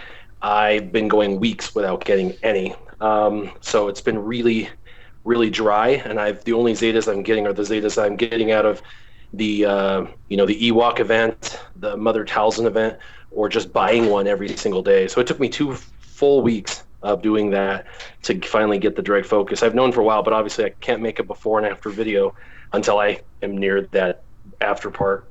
Right. All right. And then last question from Jeremy Lair. Now that we're at the end of the stream, we can go around the corn. How many cups of coffee have you guys had? Go to Maurice. How many cups of coffee have you had? I just had some bow rounds. It's a different addictive quality with the bow rounds. I do get it. Yeah, I woke up 20 minutes before the show, rushed to Bojangles, got my bow rounds. I don't have time for coffee yet. T-Money? I don't know what half of those words are that he just said, but okay. I have had a very strong cup of coffee, and I've been kind of flying for this stream, to tell you the honest truth. That the one question on modding the Night Sisters, I was like way too high. Way too much coffee. I was like, oh no, my brain. Warrior, how much coffee have you had? I had my standard 2 cups a day. Every day, 2 cups every day, and I've had those. There you go. I had a Burger King crust sandwich and a glass of milk, so no coffee for me. I'm just kind of naturally hyper in the morning. My boss even tells me that. Like, I have morning meetings. She's like, how can I capture your energy from the morning? Because everybody else is like dead asleep, and somehow you're all perky. I'm like, I'll try and infect you.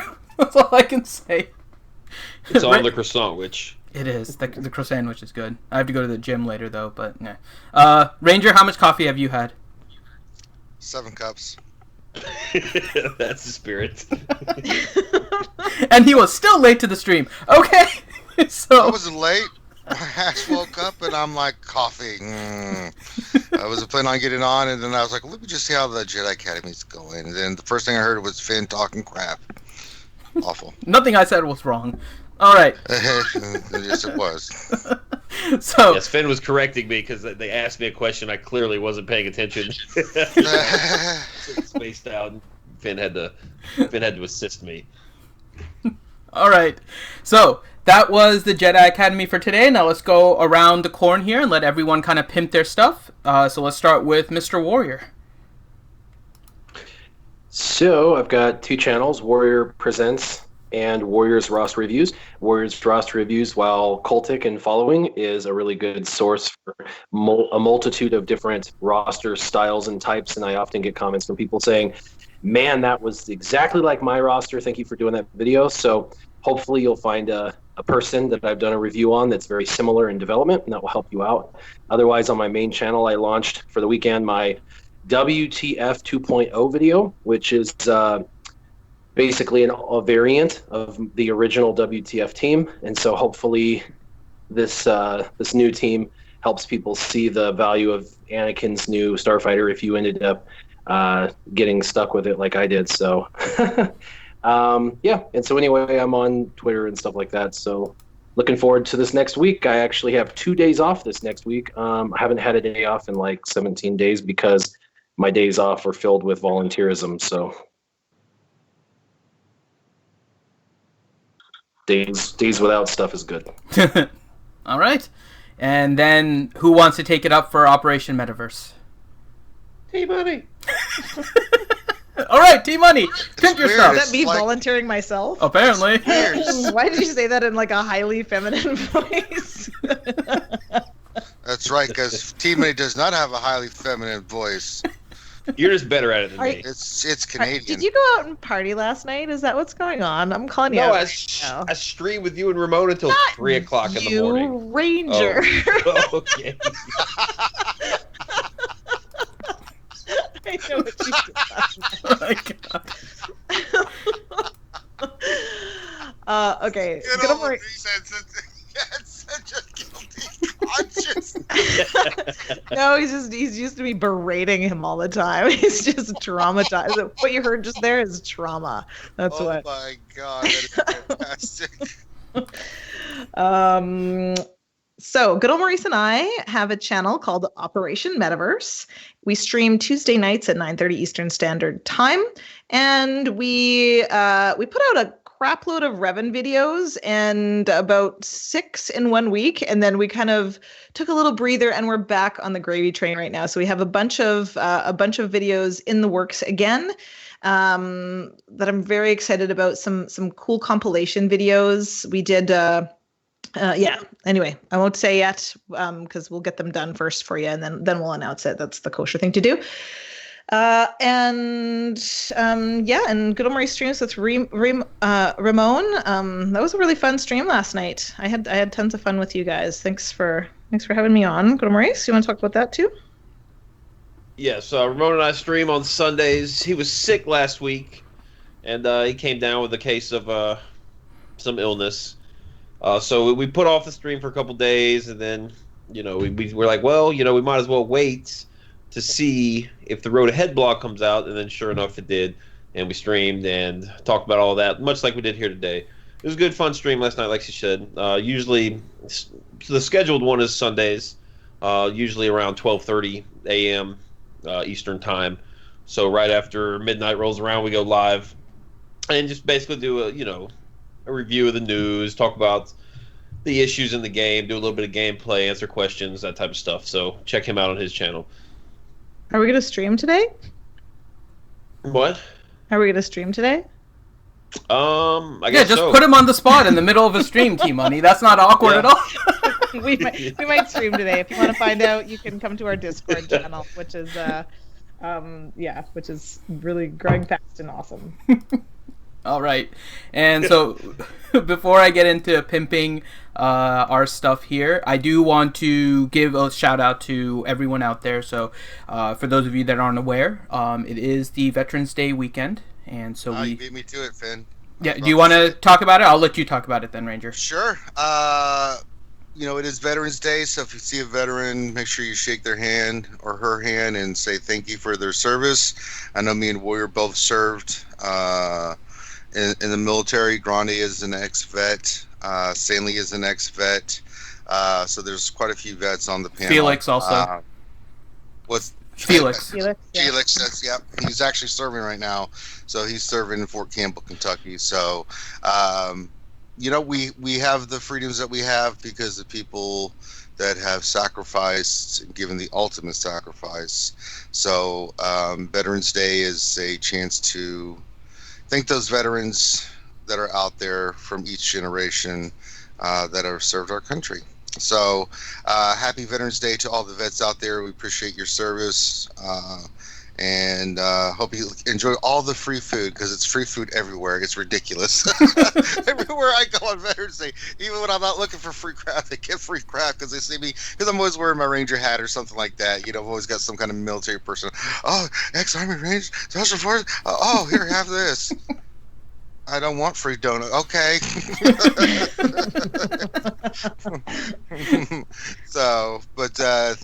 Thanks to all our veterans out there. We appreciate you all. All right, and with that, this is the Reality Skewed Gamers channel. We are live streamers, and so we have a lot of live streams going, so please make sure that you hit the subscribe and hit the little bell so you get notifications when we do our live streams. This is the Jedi Academy that we do at 10 a.m. Eastern Time with a great group of people that you guys see here, plus some that had some other stuff, right? Real life comes in the way, and so we're also joined otherwise by Jedi Master Dastra, Ramon Azab, King Felix, so please make sure to check out their channel. All the links are in the description in the YouTube video, so make sure that you go there, you go ahead and hit subscribe on their channels as well. Please make sure that you give a like to this video. We also do every week, for I think it's going on 126 straight weeks now, our Wednesday night stream where we go through the news and notes on Star Wars Galaxy of Heroes, Wednesday nights at 8 p.m. Eastern Time. And where we just talk, we give you our opinions, we go through all the stuff that's been posted on Reddit and the forums and give you guys all the information that we can. During the day, if you guys want some entertainment during your lunch hour, you can join us on Monday through Friday on working days at noon Eastern. And we have the RSG lunch hour where we do a Galaxy of Heroes roster review. We have some fun with some games with Sanely on Friday. We do weird news on Mondays. We do some other stuff. If T-Money joins us, we'll do pirates on Wednesdays and read questions in pirate voices. It's all kinds of fun to entertain you during your lunch hour. And so you guys can tune in for that. We are doing other stuff like Dungeons and Dragons on Sunday at 5 p.m. We should be starting something with Heroes of the Storm here soon, so you guys can keep an eye out for that. We do PC gaming on Tuesday nights, and so you guys can just check us out. Make sure that, again, you subscribe and hit the bell so you can get notifications. Hop onto the RSG Discord if you guys want to just have a chat. It's an active Discord. Conversations going on most of the time. Sometimes it's sleepy time because a lot of the people are US there, and so there is some downtime in the middle of the night. But other than that, go ahead and join us there and have the conversations. And so with that, again, thank you to Warrior, T-Money, good old Maurice for joining us today, Xylo, who had to leave a little bit early, and of course for Ranger joining in here. We are Reality Skewed Gamers. This is Jedi Academy. Thank you all for watching, and have a good rest of your Veterans Day weekend. Take care.